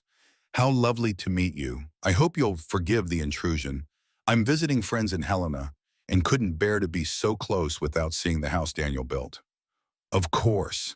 Clara gestured for her to sit, acutely aware of her own simple cotton dress and work-roughened hands. My husband isn't here at present, but you're welcome.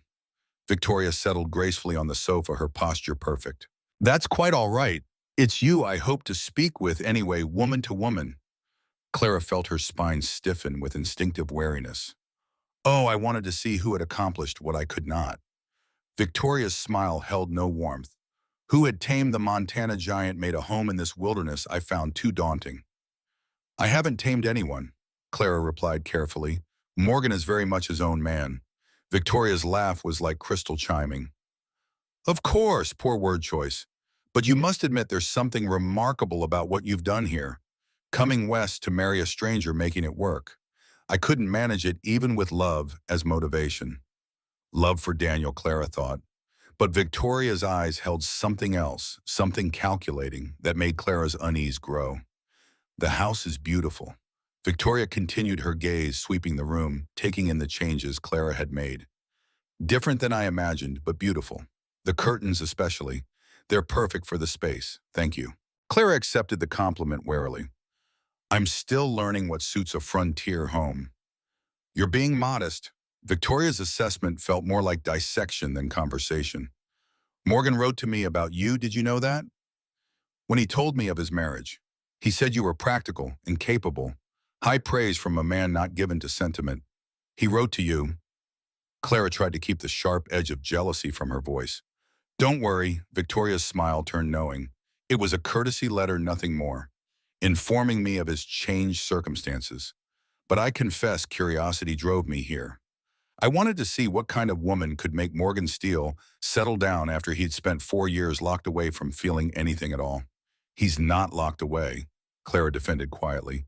He's careful with his trust as anyone would be after losing what he lost. Victoria studied her for a long moment. You care for him. It wasn't a question. Genuinely care, not just as arrangement or obligation, yes. Clara saw no point in denying it. I do. How unexpected. Victoria's tone suggested this was somehow amusing. And does he return those feelings? Before Clara could answer, Morgan's voice came from the doorway, cold and controlled. That's between my wife and me, Victoria. Both women turned. Morgan stood there in his work clothes, dusty from the morning's labor, radiating tension. His eyes moved from Victoria to Clara and back again, assessing the situation with the same careful attention he gave to everything. Morgan. Victoria rose with fluid grace. How wonderful to see you again. It's been too long, 4 years. Morgan didn't move from the doorway. What brings you to Montana? I told your lovely wife. Visiting friends in Helena, couldn't resist seeing what might have been my home. Victoria's voice carried wistful notes that rang false to Clara's ear. You've seen it now. Morgan's bluntness would have been rude in any other context, but Clara found herself grateful for it. Victoria's smile never wavered. Might I have a tour? For old confused, but instead he nodded curtly. If my wife agrees, this is her home now. All eyes turned to Clara. She could refuse protect her territory from this elegant intruder who still held some claim on Morgan's past. Or she could face this challenge head-on, prove to Victoria and perhaps to herself that she belonged here. Of course, Clara rose, summoning dignity she didn't feel. I'd be happy to show you around. The tour became a strange three-way dance. Victoria touching Morgan's arm occasionally with easy familiarity, commenting on details Daniel had described in his letters. Morgan tense and watchful, staying close to Clara, as if afraid Victoria might somehow wound her with words alone. Clara observing it all, trying to understand what lay beneath the surface of this impromptu visit. In the master bedroom, Victoria paused in the doorway, her composure cracking for the first time. This is exactly as Daniel described it. Her voice went soft, genuine grief replacing performed emotion. The windows facing east for morning light. The view of the mountains. He thought of everything. He wanted you to be happy here. Morgan's voice gentled slightly. Daniel had a gift for creating comfort. Victoria nodded, tears gathering in her dark eyes. I like to think I would have been happy, despite my reservations about frontier life. She turned to Clara. You've made it lovely. The personal touches, they're exactly what it needed. Thank you. Clara accepted the compliment, recognizing it as genuine this time. May I have a moment? Victoria asked. Just to say goodbye to what might have been? Of course, Morgan stepped back, guiding Clara into the hallway with him. In the quiet of the hallway, Clara kept her voice low. She's not just here for a tour. No, Morgan agreed. Victoria doesn't do anything without purpose. What do you think she wants? Morgan's jaw tightened. I don't know, but I intend to find out. When Victoria emerged from the bedroom, her composure was back in place, only slightly reddened eyes betraying her brief emotional lapse. Thank you both for indulging me. It means more than you know. As they descended the stairs, Clara felt compelled to ask, Did you ever regret not coming west after Daniel died? Victoria paused her hand on the banister. Every day, for the first year, she looked at Morgan. But fear is a powerful thing, isn't it? It keeps us from taking chances we should take, makes us choose safety over possibility. Something passed between Victoria and Morgan, some communication Clara couldn't decipher. Then Victoria was moving again, heading toward the front door. I should go. My driver needs to have me back in Helena by nightfall. My husband Charles, he's a state senator now, is expecting me for an important dinner. Congratulations on your marriage, Morgan said politely. Thank you. Charles is a good man, though different from Daniel in almost every way. Victoria's gaze shifted between Morgan and Clara, but that's the way of second chances, isn't it? We rarely find the same qualities twice. There was something pointed in her words that made Clara wonder if there was more history between Morgan and Victoria than he'd shared. As they walked Victoria to her waiting carriage, she suddenly turned to Clara. Take care of him. The words came out low, meant only for Clara's ears. He deserves happiness after everything. Don't let him lock himself away again. Before Clara could respond, Victoria had turned to Morgan with a bright smile. It was wonderful to see you. Truly, Daniel would be so proud of what you've built here. Morgan took her offered hand. Thank you for saying that. I hope he would. He would, Victoria assured him. And he would approve of your choice of wife. I think she has exactly the strength this place requires. With that pronouncement, she climbed into her carriage with practiced grace. They watched until it disappeared down the trail, dust rising in its wake. That was unexpected, Clara said quietly. Morgan's arm came around her waist, pulling her against his side. Are you all right? I think so. But Morgan, I need to ask, was there something between you and Victoria? Before Daniel, Morgan was silent for a long moment. Not in the way you're asking, but yes, I admired her. Maybe even fancied myself in love with her when I was young and foolish. She was beautiful, educated, confident, everything a Boston woman should be. And after Daniel died, I was too broken to want anything. Morgan's honesty hurt in a way Clara hadn't expected. I wrote to offer help if she needed it, that's all. She declined, married her senator, and I thought that was the end of it. But it wasn't, Clara pressed. She came here today for a reason. Morgan turned to face her fully, his hands settling on her shoulders. If Victoria was hoping to rekindle something that never truly existed, she left disappointed. You're my wife, Clara. You're carrying my child. Whatever I might have felt for Victoria belongs to a different life, a different man.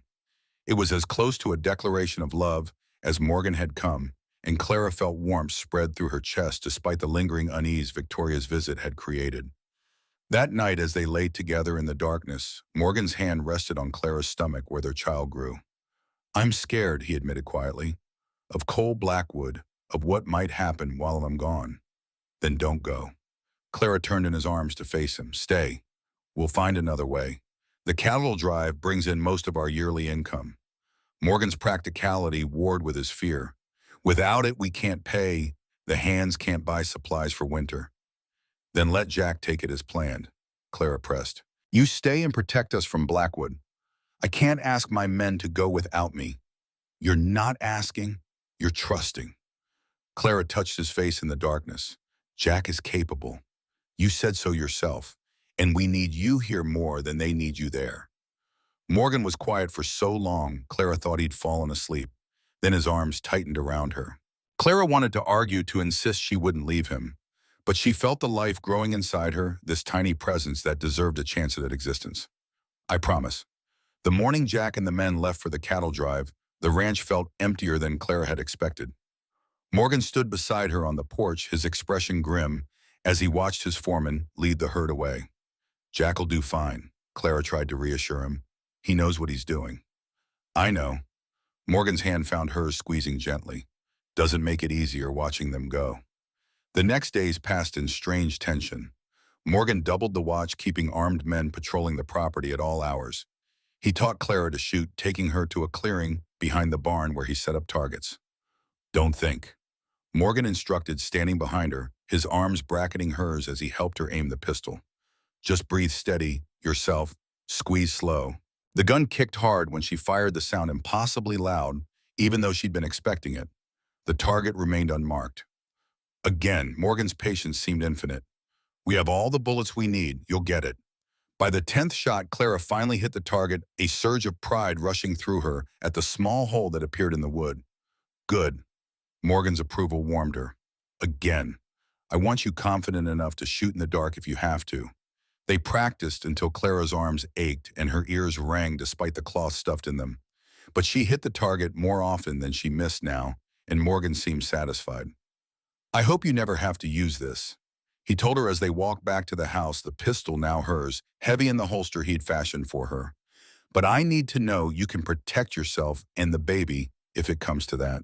It won't come to that, Clara said with more confidence than she felt. Cole Blackwood is a coward. He won't attack when he knows you're waiting for him. Morgan's expression suggested he didn't share her optimism, but he didn't argue. That night as they lay in bed, Clara noticed an envelope on Morgan's dresser, the paper fine quality that suggested Eastern origin. What's that? Morgan followed her gaze. Letter arrived today, from my father's lawyer in Boston. He hesitated, then rose to retrieve it. Apparently some final estate matters needed settling. Envelope with the efficiency of someone putting off an unpleasant task. His eyes scanned the contents, his expression darkening with each line. What is it? Clara asked, alarm growing at his reaction. Morgan handed her the letter without a word. Clara read it quickly, her heart sinking with each paragraph. It was from the lawyer informing Morgan that they'd found additional documents among his father's effects. Letters, correspondence between Charles Steele and his older son Daniel. The relevant passages had been excerpted. Clara read Daniel's words with growing dread. Father may never understand why I chose this path, but I hope you will, Morgan. If anything should happen to me, I want you to know that Victoria was always meant for you, not me. She loved you first and only chose me because she thought you too wild, too unpredictable. I convinced her to come west partly for my dream of the ranch, but partly to give you both a second chance. If I'm not here to see it, promise me you won't let pride keep you from happiness. Marry her, Morgan. Make her happy the way I never quite could. Build the life we all dreamed of, but build it with the woman who always held your heart. The letter was dated 2 weeks before Daniel died. Clara set the pages down with trembling hands. Did you know that Victoria loved you first? Morgan's voice was raw. Daniel never said anything, and Victoria never gave any indication. But now you know. Clara tried to keep her voice neutral, tried not to let the fears show. Daniel wanted you to marry her. Daniel is dead. Morgan took the letter from her hands, his own shaking slightly. His wants, his wishes, they don't change what I feel now. And what do you feel? Morgan looked at her, blue eyes bright with emotion in the lamplight. I feel like my brother was trying to manipulate us from beyond the grave. I feel angry that he thought he knew what was best for everyone. And I feel guilty because part of me wonders if he was right, if I chose you to defy him one last time. The honesty cut deeper than any lie could have. Clara felt tears slip down her cheeks despite her determination to remain strong. And the other part of you, Morgan pulled her close, his large frame curling around hers protectively. The other part knows Daniel was wrong. Victoria was never mine. This is real, Clara. You are real. What we're building together is real. The baby is real. Everything else is just ghosts and what might have beens. Clara wanted to believe him. She needed to believe him. But doubt had been planted, and she knew from experience that doubt could grow into something that destroyed everything it touched. 4 days after Jack and the men left with the herd, the waiting became unbearable. Morgan prowled the ranch like a caged animal, checking fences, inspecting outbuildings, finding tasks that kept him visible and armed. Clara watched him wear himself down with vigilance, the lines around his eyes deepening with each sleepless night. You can't keep this up, she told him on the 5th morning, watching him check his rifle for the 3rd time before heading out. You'll collapse from exhaustion before Cole Blackwood ever shows his face. Morgan's jaw tightened. I'll sleep when you're safe. I am safe. Clara gestured to the 3 remaining ranch hands, all positioned strategically around the property. We have guards. We have guns. We have warning systems. You staying awake 20 hours a day doesn't change those facts. It changes my ability to respond if something happens. Clara crossed to him, placing her hand over his on the rifle. Morgan, you're running yourself into the ground. If Blackwood does come, you need to be sharp, not half dead from exhaustion. For a moment, she thought he'd argue. Then his shoulders sagged slightly, the first sign of weakness she'd seen from him. You're right, I know you're right, but every time I close my eyes, I see Daniel bleeding out in my arms. I see you in his place. That won't happen. You can't promise that. Morgan's voice carried an edge of desperation she'd never heard before. I couldn't protect Daniel. If I can't protect you, you will, Clara interrupted firmly, because you're not alone this time. We're all watching, all prepared, and I can shoot now. Remember, you made sure of that. Morgan managed a ghost of a smile. You hit a target at 20 paces. Shooting back. Then I'll aim for center mass like you taught me and hope my hands don't shake too badly. Clara tried for levity, but Morgan's expression remained grim. The morning stretched into afternoon with no sign of trouble. Raphael reported all quiet from his patrol of the northern boundary. The two other hands young men named Tom and David, barely out of their teens, checked in regularly from the southern pastures. The normalcy felt wrong somehow, like the stillness before a storm. Clara was helping Rosa prepare supper when she heard shouting from outside. Both women rushed to the window in time to see Tom galloping toward the house, his horse lathered with sweat. Fire, Tom's voice carried across the yard. The line shack at Willow Creek is burning. Looks like the whole thing might go up. Morgan emerged from the barn, already moving. How bad? Bad enough. Spread to the grass if we don't stop it. Tom's horse danced nervously beneath him. Could lose half the north pasture. Morgan turned to Raphael, who'd appeared at a run. Take David, get the fire equipment. I'll ride ahead and start cutting a break. He swung on onto his horse with practiced ease, then paused to look back at the house where Clara stood on the porch. Stay inside. Lock the doors. Don't open them for anyone but me or Raphael. His eyes held hers for a long moment. I'll be back as soon as I can. Be careful. Clara's hand moved instinctively to her stomach where their child grew. Morgan nodded once, then spurred his horse toward the northern hills, Tom following close behind.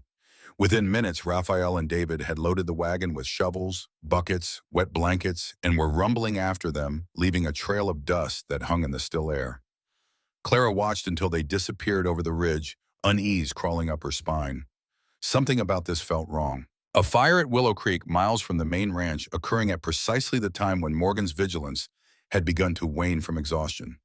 You feel it too. Rosa's voice came from behind her. This fire, it is too convenient. Clara turned to find the older woman holding a large kitchen knife, her expression grim. Get inside, Rosa ordered. Bar the windows. They moved quickly, working in tandem to secure the house. Heavy wooden shutters that Clara hadn't even known existed were pulled closed and barred from the inside. The front and back doors were locked and braced with chairs. Rosa retrieved a shotgun from a cabinet in the kitchen, checking it was loaded with practiced efficiency. You know how to use that? Clara asked. Raphael taught me many years ago. Rosa's dark eyes held steel. When you live on the frontier, everyone must know how to fight. They waited in the dimming parlor, weapons ready, listening to every sound.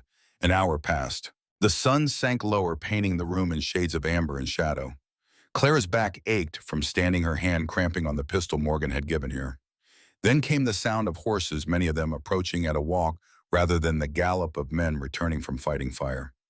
Rosa crossed to the shuttered window, peering through a gap between the boards. Her sharp intake of breath told Clara, or thinking Clara, everything. How many? Clara's voice came out steadier than she felt. 6, all armed. Rosa stepped back from the window. They stopped at the corral, talking, planning. Clara moved to the other window, pressing her eye to a crack. She could see them now, hard-looking men on tired horses, dust-caked and dangerous. The one in front matched Ethan's description of Cole Blackwood. Lean and weathered, with cold eyes and a cruel set to his mouth. They know we're here, Clara said quietly. They probably watched Morgan leave. See? Rosa gripped her shotgun tighter. They waited for him to go. We could run, Clara suggested, remembering her promise to Morgan.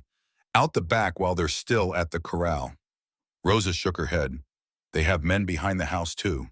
See? She pointed to movement near the barn. We are surrounded.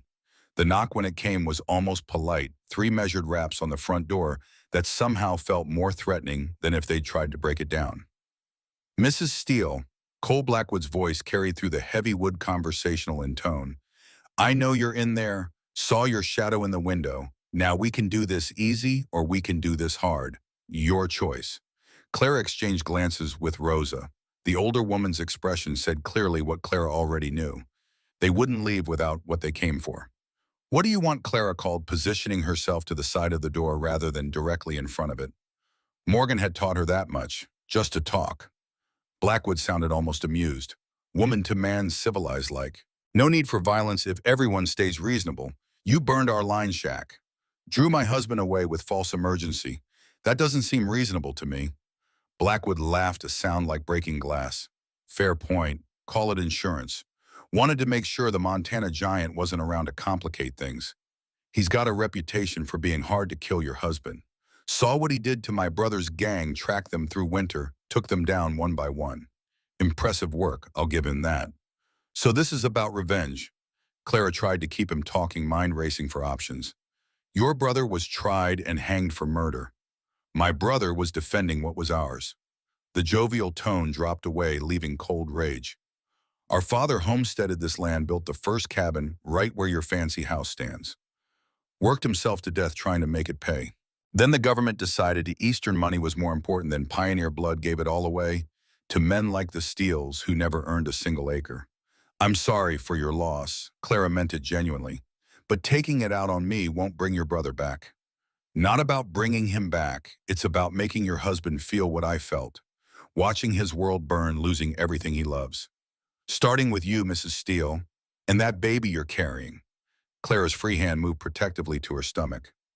How did you know? Had a man on the inside. Remember, Ethan saw the signs, reported everything. You're about 6-7 weeks along now, I guess. That child will never know its father, not after I'm done. The threat sent ice through Clara's veins. She looked at Rosa, saw her own fear reflected in the older woman's face. I'm giving you one chance. Blackwood continued. Come out now, peaceable, and nobody else has to die today. Stay in there, and we'll burn you out. I'd rather not. Kills the leverage if you're dead, but I will if I have to. Clara's mind raced. The house was solid log construction, wouldn't burn easily, but the wooden shutters would, and once fire got inside, the whole structure could go. She remembered Morgan's stories of frontier sieges, how fire was the great equalizer that made even the sturdiest defenses meaningless. I need time to think. She called out, You've got 5 minutes, then we start breaking windows and throwing torches. Your choice, Mrs. Steele. Easy or hard? Clara moved away from the door, pulling Rosa with her to the far corner where they could speak without being overheard. We can't let them burn the house with us in it. We also cannot let them take you. Rosa's voice was fierce. El Patron would never forgive himself. Better to die fighting than give that devil what he wants. I won't let you die for me. Clara gripped Rosa's arm. I'll go with them. Once Morgan gets back, he will come for you, see? And Blackwood knows this. He wants El Patron to come. This is a trap, Senora. You are the bait. Then we spring the trap. Clara's mind was working now, fear giving way to cold calculation. Morgan taught me how to shoot, how to track. I can find ways to slow them down, leave signs. By the time Morgan realizes the fire was a distraction and gets back here, I'll have given him a trail to follow. You cannot, Rosa began. I have to. Clara cut her off. For the baby, for Morgan, for all of us. The alternative is we all die here, and that serves no one. Rosa's eyes filled with tears, but she nodded. What do you need me to do? When they take me, you wait for Morgan. Tell him everything. Tell him I'll leave a trail of torn fabric from my dress, any distinctive markers I can. Tell him, Clara's voice broke. Tell him I love him, that I fought to stay alive because we have a future to build together. Rosa pulled her into a fierce embrace. Vaya con Dios, mi hija. Clara returned to the front door, squaring her shoulders. I'll come out, but I want your word that Rosa and the others won't be harmed. Blackwood's response came quickly. The Mexican woman can live. Tell her to stay inside till we're gone. She comes out early, my men shoot her.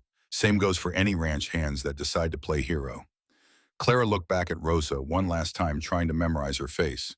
Then she lifted the bar on the door, turned the lock, and stepped out into the fading daylight.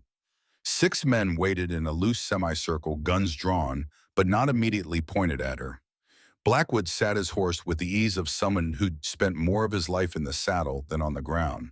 Up close, his resemblance to his brother was striking, the same sharp features, the same predatory stillness.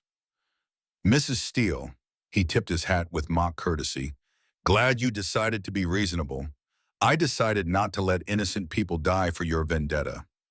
Clara kept her voice level. That's different from being reasonable. Blackwood's smile held no warmth. Fair enough. He gestured to one of his men, a heavy-set brute with a scarred face. Tie her hands not too tight. Don't want to hurt the baby. The man dismounted, approaching with a length of rawhide. Clara forced herself to stand still as he bound her wrists, the leather biting into her skin despite his relative gentleness. When he lifted her onto his horse, settling her in front of his saddle, Clara caught a glimpse of Rosa watching from a gap in the shutters, tears streaming down her weathered face. Burn the barn, Blackwood ordered casually, and the chicken coop. Leave the house standing. Want the giant to see what we took from him when he gets back. No, the protest burst from Clara before she could stop it. Please, the animals will find their way out or they won't. Blackwood shrugged. Not my concern. He spurred his horse forward. Let's ride. Want to be in Whitefish Canyon before your husband figures out he's been played. As they rode away, Clara twisted in the saddle, watching smoke begin to rise from the barn. The chickens scattered in panicked flight as flames caught the dry wood. The three remaining horses in the corral screamed and kicked, but someone had the presence of mind to open the gate, letting them bolt to safety. Then the ranch disappeared behind a rise, and all Clara could see was the smoke climbing into the darkening sky like a funeral pyre. They rode hard for 2 hours, pushing the horses mercilessly as the sun sank below the mountains and darkness closed in. Clara's back ached from the jolting pace, her bound hands growing numb. The man she rode with stank of sweat and tobacco, his arms bracketing her in a cage she couldn't escape. When they finally stopped to water the horses at a creek, Blackwood allowed her to dismount. Her legs nearly buckled, pins and needles shooting through cramped muscles. One of the men shoved a canteen at her, and she drank greedily, water spilling down her chin. How far to Whitefish Canyon? She asked, needing to know how much time Morgan would have to catch up. Another hour at this pace. Blackwood was checking his horse's hooves, speaking without looking at her. Don't get your hopes up, Mrs. Steele. Your husband won't find you tonight. And by the time he realizes the fire was a decoy and gets back to the ranch, we'll be long gone with you as our guest. You think he won't track you? Oh, I know he will. Blackwood straightened his cold eyes, finding hers in the twilight. I'm counting on it. That's the whole point. He gets to suffer wondering what we're doing to his pretty wife and unborn child. Gets to imagine all the worst possibilities. Then when he finally finds us, when he's half mad with fear and rage, I'll kill him slow while you watch. The casual cruelty in his voice made Clara's stomach turn. You're not as smart as you think you are. Morgan won't come charging in blind. He'll wait for his moment. Maybe, Blackwood allowed. But grief makes men stupid, Mrs. Steele. And I've been planning this for 4 years. Every detail, every contingency. Your husband is walking into a trap, and there's nothing you can do to warn him. He gestured to his men. Mount up. Want to be in the canyon before full dark. As they resumed their punishing pace, Clara began her subtle campaign of resistance. She let her shawl slip from her shoulders, catching on a branch. A few miles later, she managed to tear a strip of fabric from her underskirt, letting it fall near a distinctive rock formation. Small things, breadcrumbs for Morgan to follow. The man holding her noticed the torn fabric. Boss, she's dropping markers. Blackwood reined in his expression, thunderous. He rode back to where the fabric fluttered, plucked it from the ground, and held it up. Clever. Very clever. He looked at Clara with something like respect, but futile. He produced a knife, cutting long strips from his own shirt. Starting now, we leave a false trail. Fork off at every opportunity. Mark paths that lead nowhere. By the time your husband sorts out which signs are real, we'll have you locked away where he'll never find you. Clara's heart sank, but she kept her expression neutral. Morgan would still come. She had to believe that. They reached Whitefish Canyon as the last light faded from the sky. The narrow entrance opened onto a small clearing surrounded by dense pine forest, the canyon walls rising steep and forbidding on 3 sides. A perfect place for an ambush, Clara realized with growing dread. One way in, no way out. Blackwood's men made camp with efficient speed, building a fire and packing supplies. One of them had shot a rabbit during their ride, and soon the smell of roasting meat filled the air, making Clara's empty stomach clench with unwanted hunger. They tied her to a tree at the edge of the clearing, The rawhide around her wrists looped around the trunk so she couldn't move more than a foot in any direction. Blackwood himself brought her a portion of meat and hard bread crouching before her with that same mocking courtesy. Eat. You need your strength. Wouldn't want the baby to suffer because of your stubbornness. Why do you care about the baby? Claire asked. If this is just about revenge, it's about maximum suffering.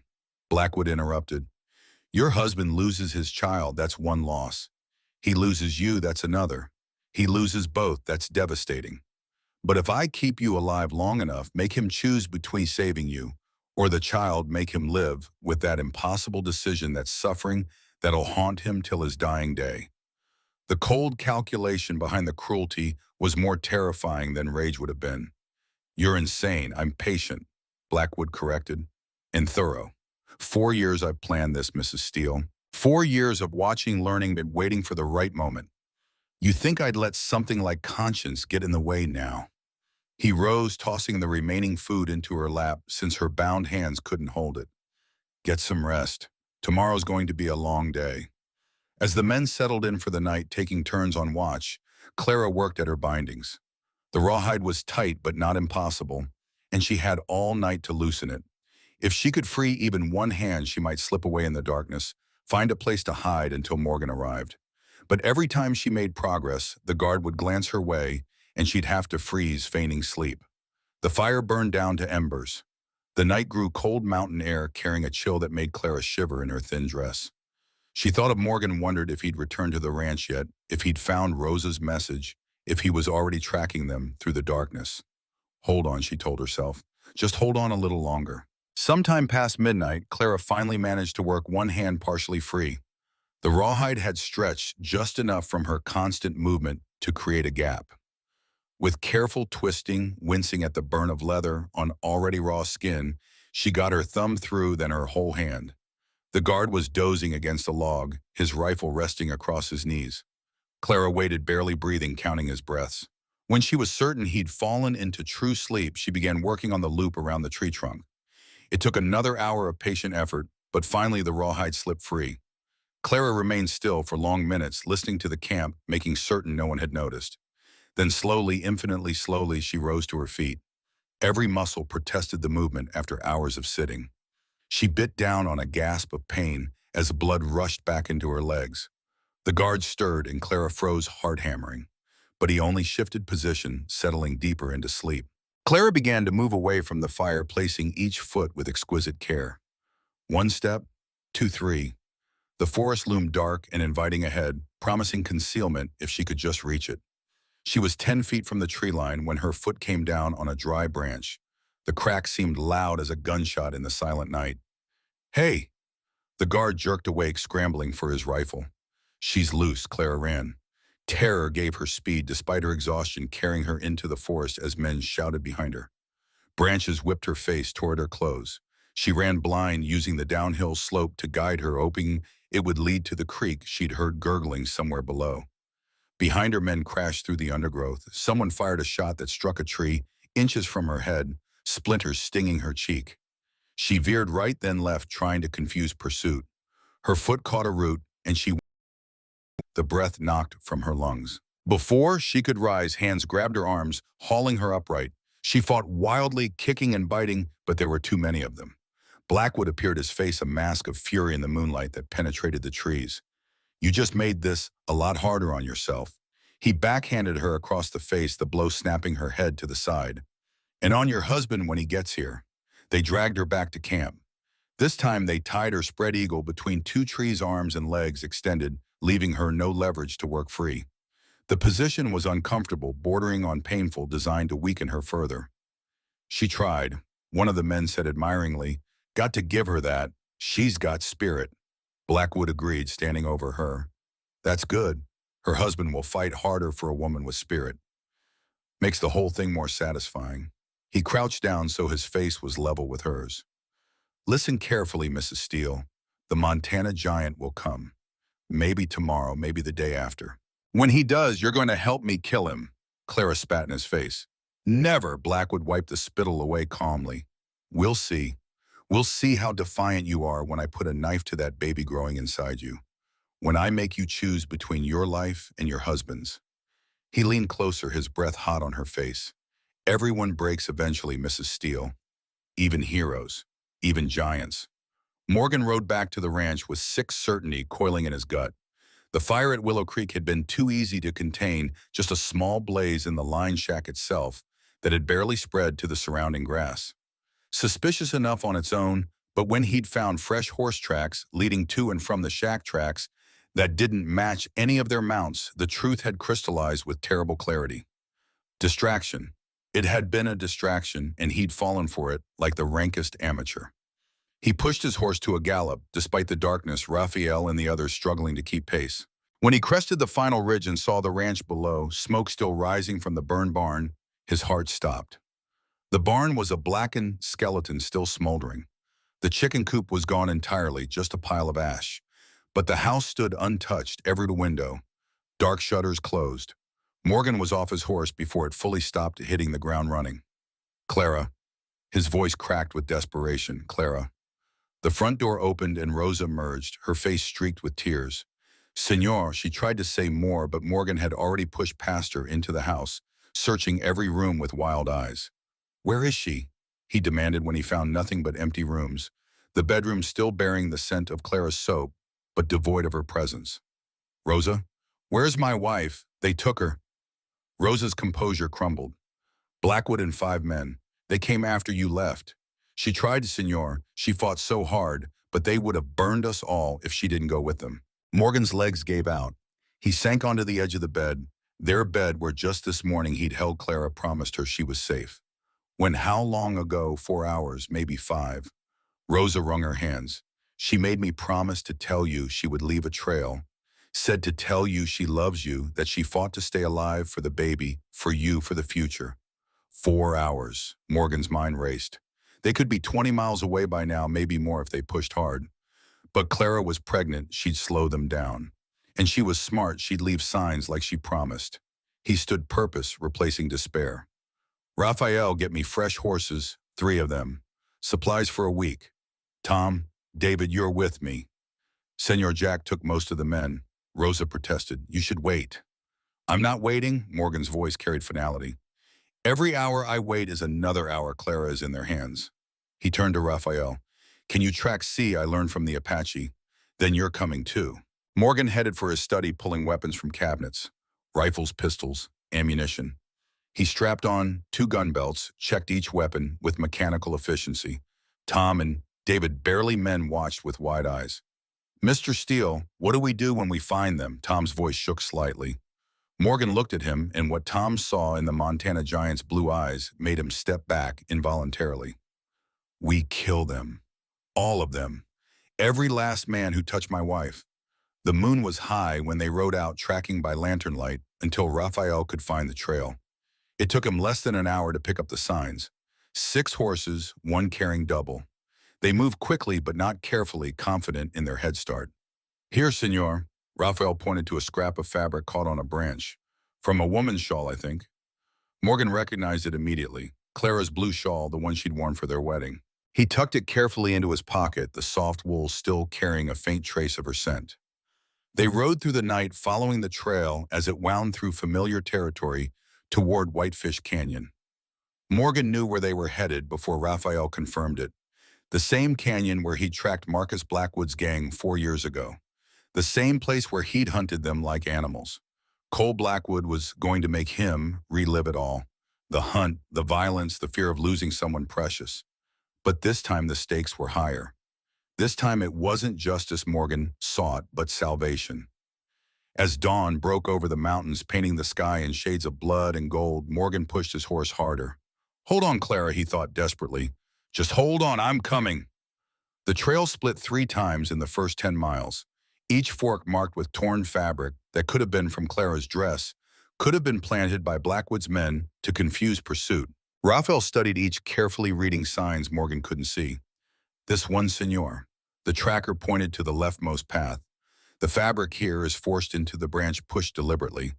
The others hang loose, placed by hand. How can you tell? Raphael smiled grimly. The wind. It blows from the west. Natural snagging would show different angles. These are too perfect, too obvious. They want us to see them. So we follow the one they don't want us to see. Morgan felt a surge of pride in his wife. Clara was thinking planning even while held captive. They pushed on as the sun climbed higher, the trail leading deeper into wilderness.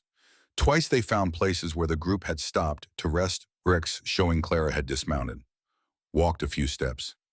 Each time Morgan saw evidence of her presence, a strand of honey blonde hair caught in tree bark, a partial footprint in soft earth. His chest tightened with equal parts hope and fear. She's alive, he told himself. She's thinking clearly enough to leave signs. Hold on, Clara. By midday, they reached another split, this one more confusing. Three paths diverged, all marked with fabric, all showing fresh horse tracks. They're getting smarter. Raphael crouched examining the ground. Knowing we'd figure out the fabric trick, so now they mark all paths. But look here. He pointed to disturbed pine needles. Someone walked this middle path on foot recently. Small feet. A woman. Morgan's heart leaped. She got free. Somehow Clara had gotten free and walked this path. See, but not for long. Raphael moved ahead following the tracks. Here she stops. Here they catch her. He pointed to churned earth showing struggle. They take her back, probably angry now. The thought of Clara being hurt for trying to escape made rage burn through Morgan's exhaustion. How far ahead are they? Raphael studied the sun's position, checked the tracks again. 4, maybe 5 hours. They were moving slower now, either resting more or they've reached their destination. Morgan finished. Whitefish Canyon is just ahead. Raphael nodded gravely. A good place for ambush, senor. Only one way in. Then we don't take it. Morgan's mind was working now, remembering the terrain from 4 years ago. There's a game trail that leads to the canyon rim from the east. Steep, but passable. If we can get above them, we have the advantage, Raphael approved. But it will take time. We must leave the horses, go on foot. Morgan turned to Tom and David, who'd been silent throughout the ride. You two stay with the horses. If we're not back by dawn, tomorrow ride to town. Get the sheriff, get anyone who will help. Understand, Mr. Steele, we can fight. Tom protested, but his voice betrayed his youth. I need someone to carry word if this goes wrong. Morgan gripped the boy's shoulder. This isn't about courage. This is about making sure Clara gets justice, even if I don't make it out. Tom swallowed hard and nodded. We'll wait for dawn. Not a minute less. Morgan and Raphael began the climb as afternoon shadows lengthened. The game trail was barely visible, overgrown and treacherous. Twice Morgan nearly lost his footing on loose scree, but Raphael moved like a ghost ahead of him, finding handholds pointing out dangers. After 2 hours, they reached the canyon rim, looking down into the clearing below. Blackwood's camp was clearly visible, 6 men moving about with casual confidence. And there, tied between 2 trees at the clearing's edge, was Clara. Even from this distance, Morgan could see she was hurt. Her dress was torn, her face bruised. But she was alive, conscious, head up, despite her bonds. Relief and fury warred within him, the need to rush down immediately, battling with the knowledge that patience was their only advantage. How do we do this? Raphael whispered. Morgan studied the layout, 6 men all armed. Clara positioned where she could be used as a shield if fighting started. The classic hostage situation designed to make him choose between saving his wife and engaging the enemy. We take them one at a time, Morgan decided. Quiet. When we've thinned their numbers enough, then we move on Blackwood. Raphael produced a wicked-looking knife from his belt. I am very quiet, senor. They waited until full dark until the men settled around their fire with the false confidence of those who believe themselves safe.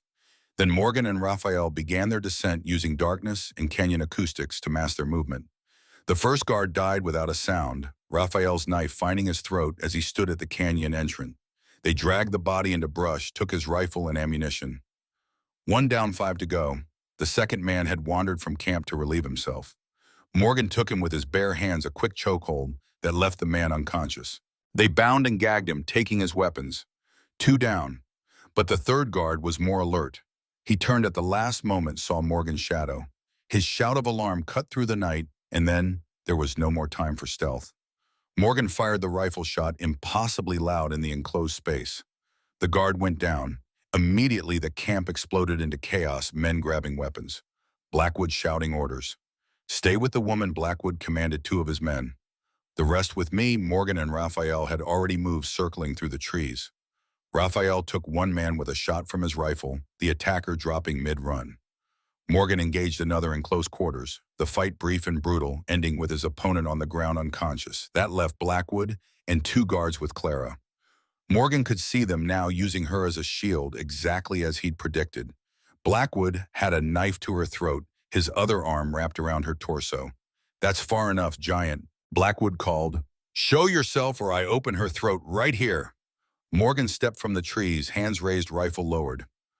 "I'm here. Let her go." Blackwood laughed. "Not a chance. This is what you came for, isn't it? Your precious wife.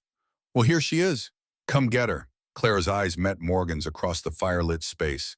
"Don't," she tried to say, but Blackwood jerked her hair, silencing her with a gasp of pain. Such a brave little thing. Blackwood's knife traced her jawline. "Tried to escape earlier. Did you know that? Got quite far before we caught her." He leaned close to Clara's ear, but spoke loud enough for Morgan to hear. "Tell your husband what I promised you, about the baby." Clara's face went pale, but she remained silent. "No." "Then I'll tell him." Blackwood's smile was poisonous. "I told your wife that when you got here, I'd make her choose. Her life or yours. The baby's future or its father. What do you think she'll pick, giant?" "She doesn't have to pick anything." Morgan took a step forward. "This is between you and me, Cole. Your brother killed mine. I killed your brother. That's even. Let Clara go, and we settle it, just us." Even Blackwood's voice rose. "My brother died, choking at the end of a rope, while a crowd watched like it was entertainment. Daniel got to die quick, a bullet. That. Your brother murdered innocent people." Morgan kept his voice level. "Daniel was defending his land, his livelihood. Marcus was stealing and killing for profit." "Our land," Blackwood spat.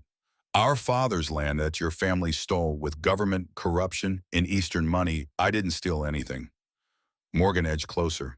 "Daniel and I bought that land legal. Whatever grievance your father had, it wasn't with us. It's always with men like you." Blackwood's control was slipping, 4 years of rage boiling over. Men who take and never pay for what they've stolen. Well, you're paying now.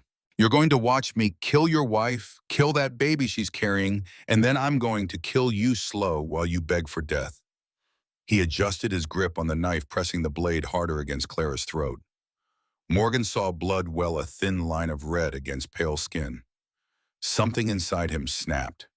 The careful control he'd maintained since Daniel's death. The walls he'd built around emotion and vulnerability, all of it shattered in one crystalline moment of absolute clarity. "She's not just my wife."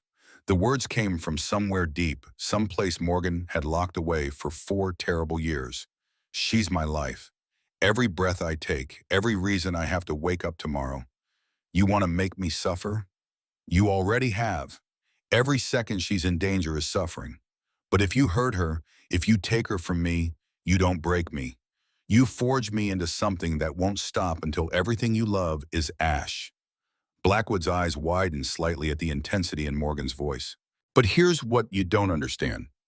Morgan continued, taking another step.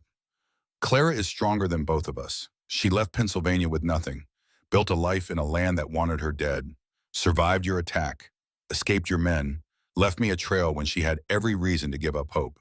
She fought for our child, for our future, because she knows something you don't. What's that? That love is stronger than hate." Morgan's voice dropped to barely above a whisper, but carried in the silent canyon. "That building something is harder than destroying it. That two people facing the world together can survive anything you throw at them." He raised his rifle in one smooth motion. "Even you." Several things happened at once. Raphael fired from the trees, taking down one of the remaining guards. The other guard swung his rifle toward Morgan. Clara, with strength born of desperation, threw her head back into Blackwood's face, feeling his nose crunch, the knife slicing her skin but missing anything vital. Morgan fired, not at Blackwood but at the guard threatening Raphael. The man dropped. In the same breath, Morgan was moving, closing the distance between himself and Blackwood.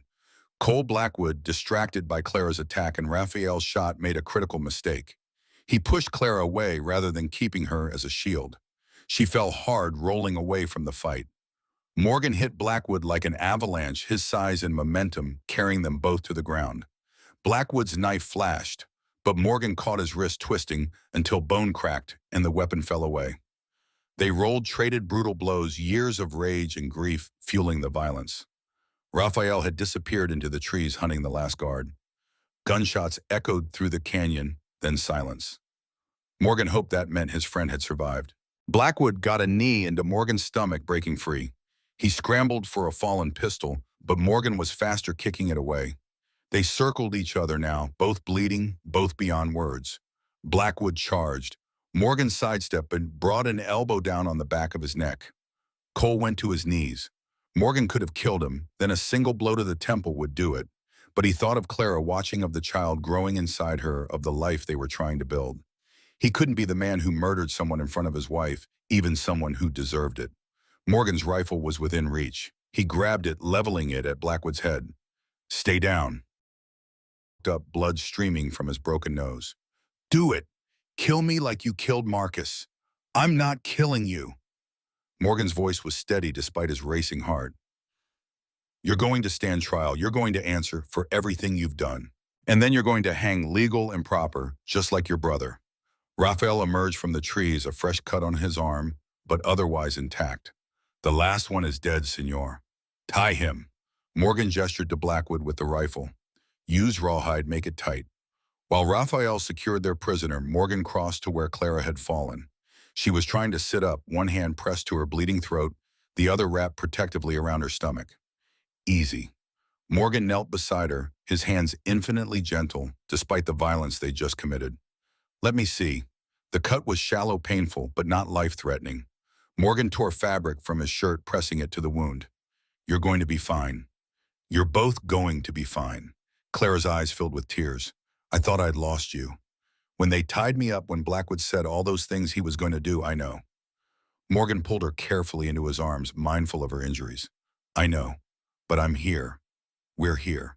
And it's over." She clung to him, her body shaking with reaction now that the immediate danger had passed. "I heard what you said, about me being your life, about love being stronger than hate. I meant every word." Morgan's voice was rough with emotion. "I should have said it sooner. Should have told you every day since we married. I love you, Clara. Not because of the baby, not because of any arrangement or obligation. Because you're the strongest, bravest, most infuriatingly capable woman I've ever known. Because you make me want to be better than I am." Clara pulled back enough to look at him, her hand coming up to touch his face. "Even after Daniel's letter. Even knowing he wanted you to marry Victoria. Especially after that." Morgan caught her hand, pressed a kiss to her palm. "Daniel was wrong. He meant well, but he was wrong. Victoria was never mine and I was never hers. What we have, you and me, it's real in a way that silly boyhood infatuation never was." Tears spilled down Clara's cheeks. "I love you too. So much it terrifies me sometimes." Morgan kissed her, then gentle and reverent, tasting salt from her tears and copper from blood, not caring about anything except that she was alive. She was in his arms. They had survived. Raphael cleared his throat discreetly. "Senor, we should move. This one needs a doctor, and we have a long walk ahead." Morgan helped Clara to her feet, his arm supporting her weight. "Can you ride? I can do anything now that you're here." Clara managed a shaky smile. "Anything except walk. My legs feel like water." "Then I'll carry you." Morgan swept her up as if she weighed nothing, cradling her against his chest. "Raphael, can you manage Blackwood C?" Raphael had Cole Blackwood tied and ready, the man's face a mask of defeated rage. "I will enjoy taking this one to justice." The journey back seemed shorter somehow, despite Clara's added weight. Tom and David had the horses ready, their relief visible when Morgan emerged from the game trail with Clara in his arms. "Thank God," Tom breathed. "We heard shots, thought." "We're fine." Morgan settled Clara onto his horse mounted behind her. "Let's go home." They rode through the night again, but this time with Clara safe in Morgan's arms, her head resting against his chest, his heartbeat steady beneath her ear. She drifted in and out of consciousness, exhaustion and shock taking their toll. But every time she stirred, Morgan's arms tightened reassuringly. "You're safe," he murmured each time. "I've got you. Sleep." Dawn was breaking when they finally reached the ranch. The burned barn stood as a stark reminder of the attack, but the house remained intact, smoke no longer rising from the ruins. Rosa burst from the front door at the sound of horses, her cry of joy piercing the morning quiet. Gracias a Dios. She rushed to Morgan's horse as he dismounted with Clara. Mi niña, you are alive, Clara managed a weak smile. Thanks to Morgan and Raphael. They got her inside Rosa, clucking over her injuries while Morgan sent Tom for the doctor in town. Raphael delivered Cole Blackwood to the root cellar, securing him with chains until the sheriff could be summoned. The doctor arrived by mid-morning, a gruff man named Henderson, who'd seen enough frontier violence to be unshockable. He cleaned and stitched Clara's throat wound, checked her over thoroughly, then turned to Morgan with a stern expression. She's lucky. The cut missed everything vital. She'll have a scar, but nothing that won't heal. His expression softened slightly. The baby seems fine, too strong heartbeat. But she needs rest, complete rest for at least a week. No excitement, no exertion. Morgan nodded, relief making him lightheaded. Thank you, doctor. After Henderson left, Morgan climbed the stairs to their bedroom, where Clara was already half asleep, Rosa's herbal tea working its magic. He stretched out beside her, fully clothed and still wearing his gun belt, too exhausted to care about propriety. Clara's eyes fluttered open. You should rest too. I am resting. Morgan brushed a strand of hair from her face. Right here where I can see you know you're safe. She smiled, already drifting. My fierce protector. Always, Morgan promised. Always and forever. The sheriff arrived 2 days later with a federal marshal. They took statements from everyone, photographed Clara's injuries, documented the burned buildings. Cole Blackwood was transferred to the territorial jail to await trial. You did good work here, Steele. The marshal shook Morgan's hand. Most men would have killed him outright. Takes more strength to bring a man to justice. I had reason to choose the right path. Morgan glanced toward the house where Clara was recovering. Good reason. The trial happened 6 weeks later in Helena, large enough to accommodate the crowd that wanted to see justice served. Clara insisted on attending despite Morgan's protests, standing in the witness box with her hand on her barely visible baby bump, telling her story in a clear, steady voice. The verdict was never in doubt. Cole Blackwood was found guilty on multiple counts. Murder, kidnapping, arson, attempted murder. The judge sentenced him to hang, and this time Morgan stayed for the execution, bearing witness as he had for Marcus 4 years earlier. But this time he felt no satisfaction in the death, only relief that a dark chapter had finally closed. Clara was waiting for him when he returned to the hotel, her hand finding his. Is it over? It's over, Morgan confirmed. No more Blackwoods, no more revenge, no more looking over our shoulders. Then let's go home, she said simply. Let's go home and build our life. The ranch slowly recovered. Jack Brennan returned from the cattle drive.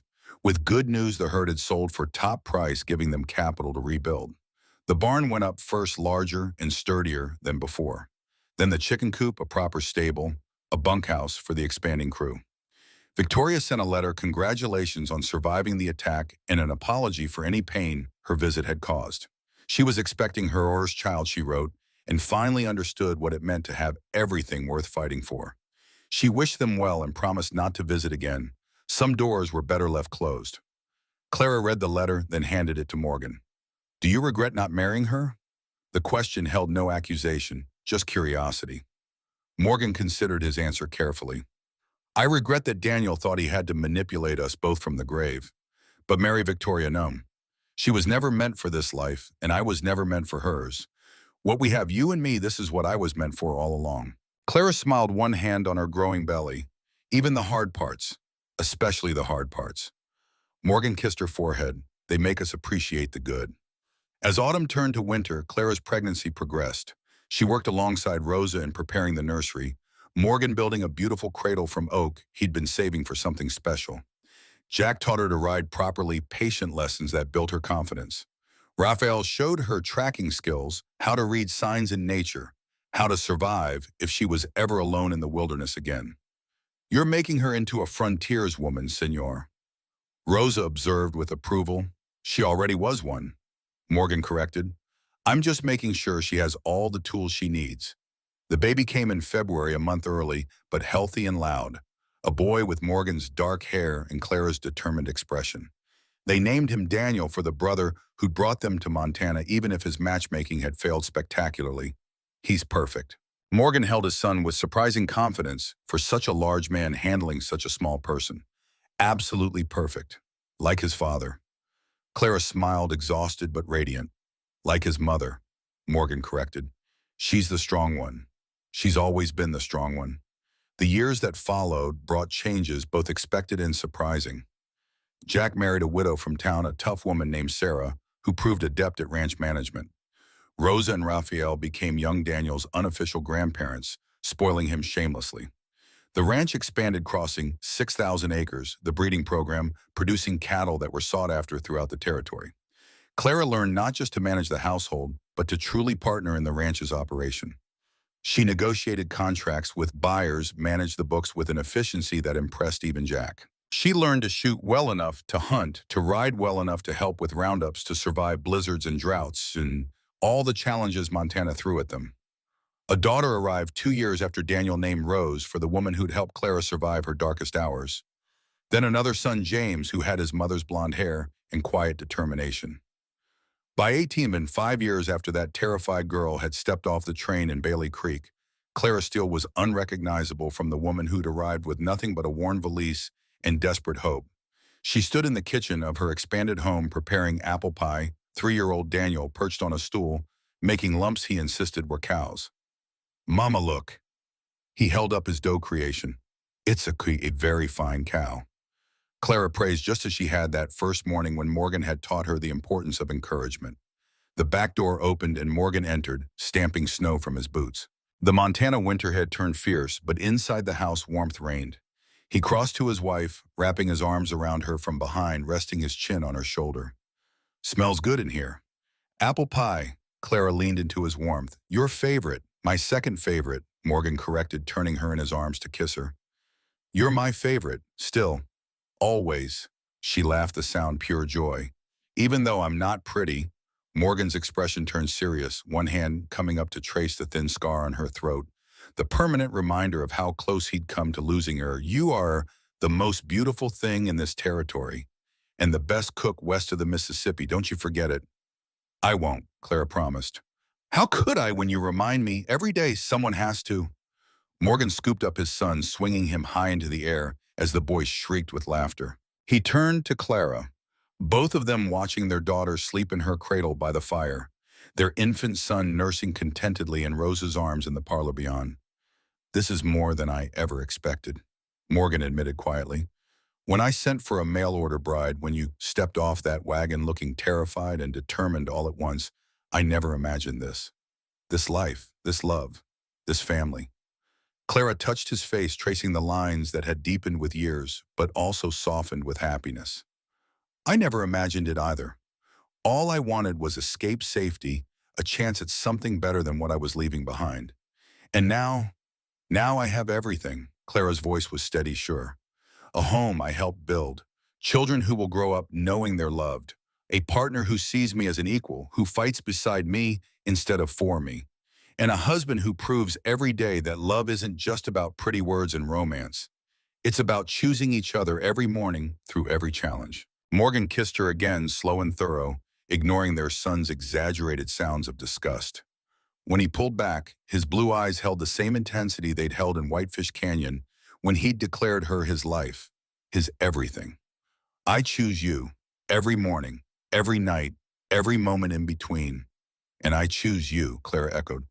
Always. Through the window, snow fell on the Montana landscape, covering burned ground and old scars, making everything clean and new. The ranch stretched in all directions, 6,000 acres of home, built from ashes and determination and love, that had proven stronger than hate, deeper than grief, more enduring than any practical arrangement could ever be. Clara had come west with nothing but worn dresses and desperate hope. She'd found something she never thought possible, not just survival, but glory. Not just security, but not just a husband, but a true partner in every sense of the word. She'd learned to cook for a household, to shoot straight to track through wilderness, to deliver calves and mend fences and negotiate with cattle buyers. But more importantly, she'd learned that her worth wasn't measured in beauty or softness or any of the qualities she'd been told mattered. Her worth was in her strength, her determination, her refusal to break even when everything tried to bend her. And Morgan had learned that the walls he'd built around his heart after Daniel's death weren't protection, but prison, that letting someone in wasn't weakness, but the truest strength. That love wasn't about pretty words and grand gestures, but about showing up every day, about fighting for each other, about choosing partnership over solitude. As evening settled over the ranch, the family gathered for dinner. Daniel chattered about the horses Rose gurgled happily from her cradle baby. James slept on, oblivious. Rosa and Raphael joined them as they always did, the family they'd chosen, expanding beyond blood to include all those who'd fought beside them, who'd helped build this life from ash and determination. Morgan looked around the table at the faces he loved, at the home they'd created together. His gaze settled on Clara, catching her eye across the candles and food and noise of family. She smiled, that same quiet smile that had first made him wonder what strength lay beneath her plain exterior. "Thank you," he mouthed silently. "For what?" She mouthed back. "Everything." And in that moment, in that warm kitchen, 5 years and a lifetime away from a dusty train station where a desperate girl had taken the biggest gamble of her life, they both understood the profound truth they discovered together. Love was never about perfection or beauty or meeting someone else's expectations. Love was about seeing someone fully, scars and strength and everything in between, and choosing them anyway. Choosing them especially. Choosing them always. Clara had come west believing she wasn't pretty enough, wasn't good enough, wasn't enough, period. But she learned that she was more than enough. She was everything. And in becoming everything to Morgan, she'd become everything to herself, finally seeing her own worth reflected in eyes that loved her. Not despite her imperfections, but because of the strength those imperfections had forged. The frontier had tested them both, tried to break them individually and together. But they'd survived through stubbornness and partnership, and a love that grew not from poetry and romance, but from shared struggle and mutual respect in the daily choice to keep choosing each other. That night, after the children were asleep and the house quiet, Morgan and Clara stood on their porch watching stars emerge in the vast Montana sky. His arm was around her shoulders, her head resting against his chest, both of them wrapped in the same blanket against the winter cold. "No regrets?" Morgan asked quietly. "Not a single one." Clara's answer came without hesitation. You Morgan was quiet for a moment, thinking of Daniel, of Victoria, of all the paths not taken, impossibilities left unexplored. Then he tightened his arm around his wife, felt the solid realness of her against him, and knew with absolute certainty that every choice, every hardship, every moment of doubt had led him exactly where he was meant to be. "None," he said firmly. "This life, this love, this family, it's everything I never knew I wanted and exactly what I needed." They stood there as snow continued to fall, covering the world in white, making everything clean and new and full of possibility.